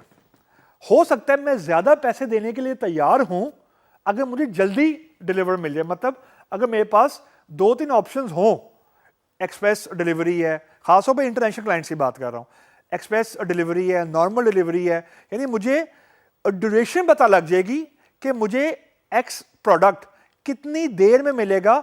अगर मेरे पास मल्टीपल ऑप्शंस हैं तो I can select from the multiple options, यानी यूजर ईज, यूजर को आप ईज प्रोवाइड कर रहे हैं, ना कि यूजर को आप हाइड कर रहे हैं कोई चीज। That's one thing. Other thing, जो बिलिंग इंफॉर्मेशन है, this has to be capture very very accurately up to the last limit. Last limit से मुराद ये है कि आपको ऐसा नहीं होना चाहिए, and by the way this happened to some other shopping cart, I have personally experience it, कि आप बिलिंग इंफॉर्मेशन कुछ फील्ड खाली भी छोड़ दें, फॉर एग्जाम्पल सिटी का, even then they accept it. So मेरे कहने का मतलब है कि shipping information, billing information should be captured very very accurately. Last point, free shipping. Free shipping खासतौर पर पाकिस्तान जैसे कंट्री में जहाँ पे अभी इकोसिस्टम ई कॉमर्स का अभी अभी ग्रो कर रहा है, उतना मैच्योर नहीं हुआ जितना बाहर है। तो पाकिस्तान में फ्री शिपिंग जो है वो बहुत ज़्यादा, उससे लोग अट्रैक्ट होते हैं, बहुत ज़्यादा जो कस्टमर्स हैं वो इसके ऑनलाइन शॉपिंग की तरफ बहुत ज़्यादा लोग जाते हैं कि अगर आप उन्हें कहें जी कि एक पर्टिकुलर एरिया में शिपमेंट फ्री है, यानी फॉर एग्जांपल आप कहें जी कि लाहौर के इस एरिया से अगर आप कोई ऑर्डर करेंगे या आप ऑर्डर कर रहे हैं तो आपके शिपिंग चार्जेस कोई नहीं है, या कोई अगर सिटीज़ हैं मल्टीपल तो आप ये कह सकते हैं कि मल्टीपल सिटीज़ में आपके शिपिंग चार्जेस नहीं है। रीज़न बीइंग कि जहाँ मैंने फॉर एग्जांपल एक चीज़ ख़रीदनी थी, मुझे पता है कि शिपिंग सर्विसेज के चार्जेस नहीं है, तो हो सकता है मैं 3-4 चीज़ें खरीद लूँ, तो that's the rational behind it. क्योंकि अमूमन 30 से 40% लोग ज़्यादा स्पेंडिंग करते हैं अगर आप उन्हें फ्री शिपिंग की सर्विस दें। तो अभी हम ये देखते हैं कि for example if I am buying from Amazon, तो वो लोग कैसे शिपिंग चार्जेस, ख़ास तौर पे शिपिंग चार्जेस और ड्यूरेशन वो हमें कैसे प्रोवाइड करते हैं। तो let us do a small demo of Amazon. Book में शॉपिंग कार्ट में एडेड है। अब मैं डिलीवर टू दिस एड्रेस पे क्लिक करता हूँ तो हम उस स्क्रीन पे आ जाएंगे जो एक्चुअली मैं डिस्कस करना चाह रहा हूँ। Proceed to checkout. जब इस पे क्लिक करेंगे तो it will ask me to sign in, क्योंकि कुछ देर हो गई थी साइन इन किए हुए। तो डिलीवर टू दिस एड्रेस पे मैंने क्लिक किया। So this is actually I want to show कि अब मुझे वो बता रहा है कि जी अगर तो स्टैंडर्ड शिपिंग है, उसमें कोई ट्रैकिंग मौजूद नहीं है, तो वो बुक मुझे मिलेगी 14 जून से लेकर 31 अक्टूबर के दौरान। जस्ट इमेजिन, अगर मैं एक्सपेडाइट करता हूँ, इंटरनेशनल शिपमेंट है, नो ट्रैकिंग, तो वो मुझे कह रहा है 31 मई से 9 अक्टूबर के दरमियान मुझे मिलेगी।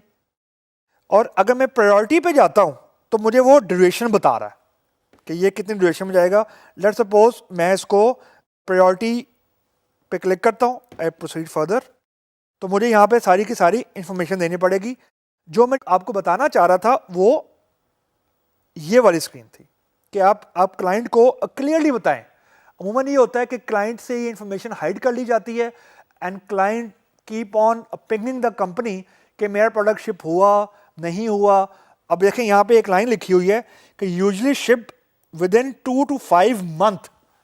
जस्ट इमेजिन, 8 से 20 हफ्तों की शिपमेंट ड्यूरेशन वो बता रहा है। अब हो सकता है कि जो ये बुकलेट है ये हो ही ऐसी, यानी बहुत रेयर हो। अब ये शो कर रहा है कि हो सकता है ये इनकी अपने इन्वेंट्री में भी ना हो, इस वजह से इन्होंने ये जो शिपमेंट की ड्यूरेशन लिखी है वो बहुत ज़्यादा लिखी है, just to be on safe side. Even मैं जब प्रायोरिटी इंटरनेशनल कोरियर पे भी जा रहा हूँ, फिर भी मुझे ड्यूरेशन देखें 22 मई मिनिमम कह रहा है, that is like 1 month from now and 26 सितंबर। तो मई, जून, जुलाई, अगस्त, सितंबर, तकरीबन 5 महीने का मुझे वो टाइम फ्रेम दे रहा है। तो ये इन्फॉर्मेशन आप प्रोवाइड करें। लेट्स सपोज मैं अगर एंड यूज़र हूँ तो अब मैं ये देख के ऑब्वियसली मुझे बुक अगर जल्दी चाहिए तो मैं यहाँ से परचेज नहीं करूँगा, I will look for alternate option. लेकिन अमूमन कुछ कंपनीज ये छुपा देती हैं, इंटेंशनली छुपा देती हैं। I don't know the reason, लेकिन वो छुपा देती हैं। So this was the intent of showing you कि आप क्लियरली बताएं क्लाइंट को, खासतौर पर इंटरनेशनल क्लाइंट को, कि शिपिंग के चार्जेस क्या हैं, शिपिंग की ड्यूरेशन क्या है खास तौर पे। सो हमने ये देख लिया कि इन्वेंट्री कैसे मैनेज करते हैं, ड्रॉप शिपिंग क्या चीज़ है, और शॉपिंग कार्ट के थ्रू हम ऑर्डर कैसे प्लेस कर सकते हैं, एंड मोस्ट इम्पॉर्टेंटली हमने शिपिंग के जो डिफरेंट तरीके हैं वो भी हमने एक्सप्लोर करके देख लिए हैं। और पेमेंट कार्ड के अंदर जो क्रेडिट कार्ड की इंफॉर्मेशन है वो कौन कौन से कार्ड सपोर्टेड हैं वो भी हमने एक्सप्लोर करके देख लिया। Now what come next is very important. आसान लफ्ज़ों में आपको सिमुलेट करता हूँ, समझाता हूँ।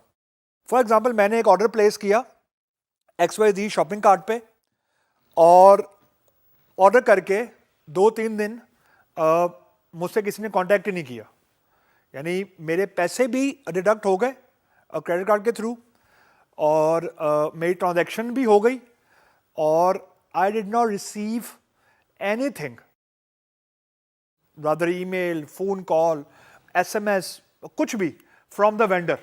यानी जिस ऑनलाइन स्टोर से मैंने चीज़ परचेज की थी मुझे कोई कांटेक्ट ही नहीं किया किसी ने। Now just try to imagine कि इससे क्या होगा। इससे कस्टमर का जो कॉन्फिडेंस है शॉपिंग कार्ट के ऊपर वो ड्रास्टिकली हर्ट होगा, यानी a customer will feel lost. सबसे पहली चीज़ दिमाग में ये आएगी कि the company fake it out, यानी जो कंपनी है वो उसने मेरा ऑर्डर यानी मुझसे पैसे ले लिए हैं, लेकिन अब मुझे नहीं पता हूम टू कॉन्टैक्ट या मुझे क्या करना चाहिए। इससे मुराद एक बहुत सिंपल चीज़ किसी भी शॉपिंग कार्ट का पार्ट होती है, अभी हम थोड़ी देर में एक्सप्लोर भी करेंगे। वो ये होती है कि जैसे ही मैंने फॉर एग्जांपल एक ऑर्डर प्लेस किया है और पैसे मेरे अकाउंट से डिडक्ट हो गए हैं, इवन कैश ऑन डिलीवरी थी, लेकिन I should be able to track my order. और ट्रैक माई ऑर्डर से मुराद ये होती है कि अभी शिपिंग डिपार्टमेंट में है, अभी पैकेजिंग डिपार्टमेंट में है, या अभी शिपिंग हो गई है, या शिपिंग 1-2 दिन में होनी है, जो भी स्टेटस है वो आप कस्टमर को क्लियरली बताएं in real time. Real time से मुराद ये होती है कि फॉर एग्जांपल एक स्टेटस आ रहा है कि जी प्रोडक्ट शिप्ड। अब इस बात को 4 दिन गुजर गए हैं, आप बार बार जा रहे हैं शॉपिंग कार्ट पे अपना लॉगिन करके और आपको स्टेटस आ रहा है प्रोडक्ट शिप्ड, यानी आपको ये नहीं पता लग रहा करंटली प्रोडक्ट किधर है। फॉर एग्जांपल अगर लेट सपोज मैंने कोई प्रोडक्ट फॉर एग्जांपल यूएसए से ऑर्डर किया है और आई नो कि यूएसए से आने में उसने फॉर एग्जांपल मुझे हफ्ते का टाइम दिया है, लेकिन उस हफ्ते के दौरान एक दिन में तो प्रोडक्ट यूएसए से पाकिस्तान में नहीं आएगा ना, यूएसए से कहीं फॉर एग्जांपल यूके आएगा पहले फॉर एग्जांपल, उसके बाद लेट सपोज तुर्की आएगा फॉर एग्जांपल, उसके बाद फॉर एग्जांपल कहीं दुबई आ रहा है, फिर कराची आ रहा है, फिर लाहौर आ रहा है। यानी जो पूरी जर्नी है वो अगर आप यूज़र को साथ साथ आप बताते जाएंगे रियल टाइम में, तो it will drastically improve the customer experience and confidence, rather के 5 दिन के बाद एकदम somebody knock at my door और मुझे पता लगे मेरा प्रोडक्ट आ गया।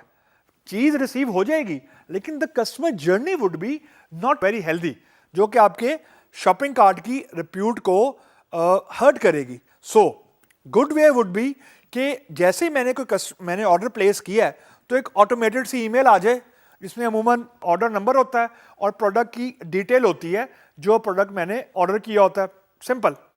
उसके बाद ये अब जो मैं अगली चीज़ बता रहा हूँ ये बड़ी इंपॉर्टेंट है कि जैसे जैसे प्रोडक्ट डिफरेंट फेजेस से गुजर रहा है कि फॉर एग्जांपल ऑर्डर प्लेस हो गया, इंटरनली ऑर्डर प्लेस हो गया, या अगर फॉर एग्जांपल वेंडर ने कहीं और से प्रिक्योरमेंट करनी थी तो वो किसी तरीके से रिफ्लेक्ट कर दे कि available in for example inventory, for example now ship to shipping department वाले फॉर एग्जांपल ये आपको अपडेट करते रहे कि जी now it is for example in UK और इन तुर्की, जो भी आपका पास बनता है, ताकि आप कस्टमर को ऑन बोर्ड रखें। कोई नोटिफिकेशन आना शुरू हो जाए, छोटा सा ऑटोमेटेड नोटिफिकेशन आना शुरू हो जाए, ईमेल के अंदर ही आ जाए, या जो आपने फ़ोन नंबर दिया है उसके थ्रू एसएमएस ही आ जाए। द होल आइडिया इज़ कि आपने कस्टमर को अपडेट रखना है रिगार्डिंग द ऑर्डर। इवन अगर ऑर्डर में डिले है, देखें अगर मैंने एक ऑर्डर प्लेस किया है और अगर मुझे कंपनी वाले 2-3 दिन पहले फ़ोन करके ये बता देते हैं कि there is a expected delay of for example 2 days due to XYZ valid reasons, so मेरा जो एंजाइटी लेवल होगा वो ऑब्वियसली थोड़ा कम हो जाएगा वर्सेस कि जिस दिन प्रोडक्ट ने आना था मुझे कुछ नहीं पता और 2 दिन के बाद एकदम से प्रोडक्ट आ गया।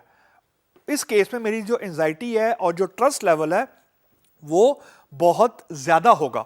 सो आपको ऑर्डर ट्रैकिंग की जो फीचर है ये मैंडेटरी पार्ट है आपके शॉपिंग कार्ट का, टू बिल्ड द कॉन्फिडेंस, और आप कस्टमर को वैल्यू ऑफ द मनी बताएं कि जो उसने पैसे खर्च किए हैं उसको इन रिटर्न उसकी पूरी विजिबिलिटी मिल रही है ऑर्डर की, यानी किन किन फेजेस से होके ऑर्डर उस तक पहुंच रहा है। So let us just try to do a demo via Pearson Education books. ये मैं जानबूझ के अमेज़ॉन के अलावा एक और वेबसाइट एक्सप्लोर करूंगा आपके साथ अभी, जिसमें मैं आपको ऑर्डर का स्टेटस दिखाऊंगा जो मैंने लास्ट प्रिक्योरमेंट इस वेबसाइट के थ्रू की थी। सो नाउ स्टूडेंट्स, अब ये बेसिकली मैं पियर्सन एजुकेशन बुक के ऊपर मैं लॉगिन हुआ हूँ, तो अब यहाँ पे मुझे अपना लॉगिन इन्फॉर्मेशन देनी है। ये एक पोर्टल है जिसके थ्रू मैं ऑनलाइन बुक्स परचेज कर सकता हूँ। तो मैं यहाँ पे अभी लॉगिन करता हूँ अपना। Okay,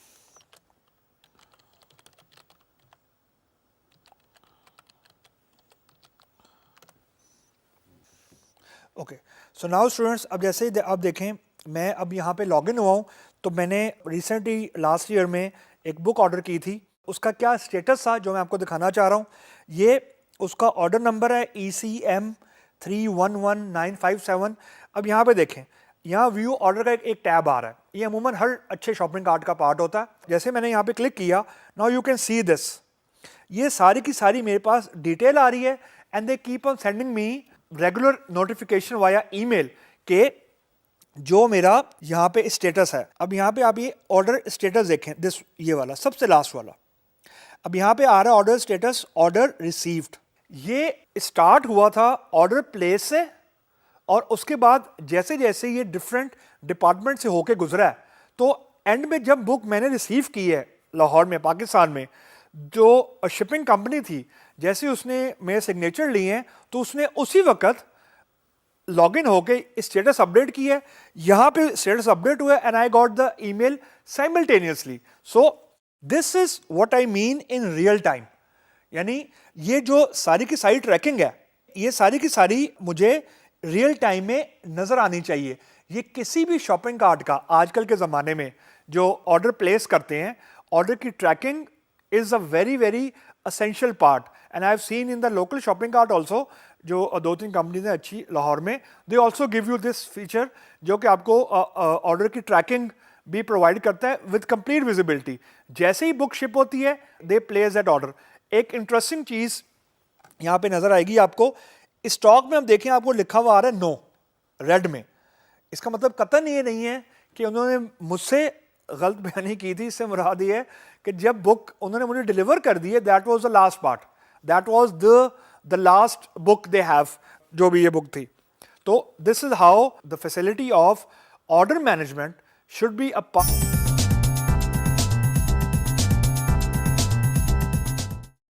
what come next is student के, फॉर एग्जांपल मैं एज अ कस्टमर किसी ऑनलाइन स्टोर पे गया और मैंने एक ट्रांजैक्शन कंप्लीट कर ली, मुझे ऑर्डर रिसीव हो गया और जो टाइम कमिट किया था मुझसे शॉपिंग कार्ट ने या जो कंपनी थी, उन्होंने मुझे टाइम पे डिलीवर कर दिया and I am a content या I am a happy a customer. अब जो कंपनी है उसके जरा व्यू पॉइंट से सोचें। एक कंपनी है, उसने कुछ इन्वेस्टमेंट करनी है to increase the customer base, या आसान लफ्जों में उन्होंने अपनी सेल इंक्रीज करनी है। किसी भी नॉर्मल कंपनी की तरह they want to increase their sales ताकि उनके रेवेन्यूज जंप करें। अब यहां पे दो चीजें जो कि आपको समझनी है। एक चीज ये है कि जब आपने नए कस्टमर बनाने होते हैं, this is not easy thing. नए कस्टमर अपनी शॉपिंग कार्ट के लिए क्रिएट करना, it need time, it need effort, and time and effort is actually investment. तो दिस इज वेरी डिफिकल्ट। यानी ऐसा भी हो सकता है कि आप नए कस्टमर बना रहे हैं, वो ऑब्वियसली ओवरनाइट नहीं बनेंगे, it will take some time. और उसमें इन्वेस्टमेंट सबसे जरूरी चीज, इन्वेस्टमेंट होगी पैसे की, एफर्ट की और वक्त की। ये तीन चीजों की इन्वेस्टमेंट होगी। Only then you will be able to attract new customer. Marketing करेंगे, उन्हें कोल्ड कॉलिंग करेंगे, ईमेल जनरेट करेंगे, एसएमएस मार्केटिंग करेंगे। आपको आजकल बहुत ज़्यादा एसएमएस आ रहे होते हैं ताकि आप नए जो क्लाइंट्स हैं उनको अपनी शॉपिंग कार्ट का या अपने सिस्टम का पार्ट बना सकें। That one aspect. Second aspect जो आपको समझना है, एक टर्मिनोलॉजी होती है रिपीट कस्टमर। ये बड़ा कॉमन वर्ड होता है मार्केटिंग में। आसान लफ्जों में कि जैसे मैंने एक चीज सक्सेसफुली खरीद ली है एक शॉपिंग कार्ट से, and I am quite happy with the shopping cart, तो जो कंपनी है वो दोबारा मुझे अनेबल करे कि मैं चीजें जाके दोबारा खरीदूं। रिपीट कस्टमर, कि एक कस्टमर जो एक बार चीज खरीद गया है वो दोबारा वेबसाइट पे आए और वेबसाइट के थ्रू शॉपिंग करे। ये चीज अनेबल करवाना रिलेटिवली इजी है वर्सेस नए कस्टमर जनरेट करना। क्यों इजी है? 2-3 इसकी रीजन है। एक कस्टमर जिसका ऑलरेडी ट्रस्ट बन गया होता है आपकी वेबसाइट के ऊपर, उसके लिए नेक्स्ट टाइम परचेज करना लेस रिस्की होता है। तो वो ज्यादा पैसे भी यानी ज्यादा चीज भी खरीद सकते हैं क्योंकि उसका एक कॉन्फिडेंस लेवल, एक ट्रस्ट लेवल बन गया हुआ है। तो इस तरह के कस्टमर्स को अट्रैक्ट किए रखना एक चीज होती है लॉयल्टी प्रोग्राम। लॉयल्टी प्रोग्राम ये होता है कि आप अपने कस्टमर को उसकी परचेज के ऊपर कुछ बेनिफिट दे देते हैं ताकि वो दोबारा आपकी वेबसाइट में आने का उसके पास कोई इंसेंटिव हो। यानी उसको ये पता हो कि मैं अगर ज़्यादा स्पेंड करूंगा तो मुझे कुछ लॉयल्टी प्रोग्राम के थ्रू कुछ मुझे कुछ डिस्काउंट्स वगैरह मिल जाएंगे, या कुछ मुझे बल्क शॉपिंग के ऊपर मुझे चीज़ सस्ती मिलेगी एंड सो ऑन। सो इसको बोलते हैं लॉयल्टी प्रोग्राम। लॉयल्टी प्रोग्राम का सिंपल एक ऑब्जेक्टिव होता है कि आपने रिपीटिंग कस्टमर्स को ज़्यादा से ज़्यादा करना। अब दूसरा होता है कस्टमर को ये आपने मैसेज पहुंचाना कि you will be rewarded more if you will spend more. यानी आप ज्यादा खर्चोगे तो ज्यादा आपको फॉर एग्जांपल डिस्काउंट्स मिलेंगे, या ज्यादा आपको नेक्स्ट टाइम विजिट के ऊपर आपको फॉर एग्जांपल ज्यादा इंसेंटिव मिलेंगे। तो ये वन लाइन एजेंडा होता है लॉयल्टी प्रोग्राम का। बड़ा कॉमन तरीका, बड़ा कॉमन लॉयल्टी प्रोग्राम है a point based loyalty programme.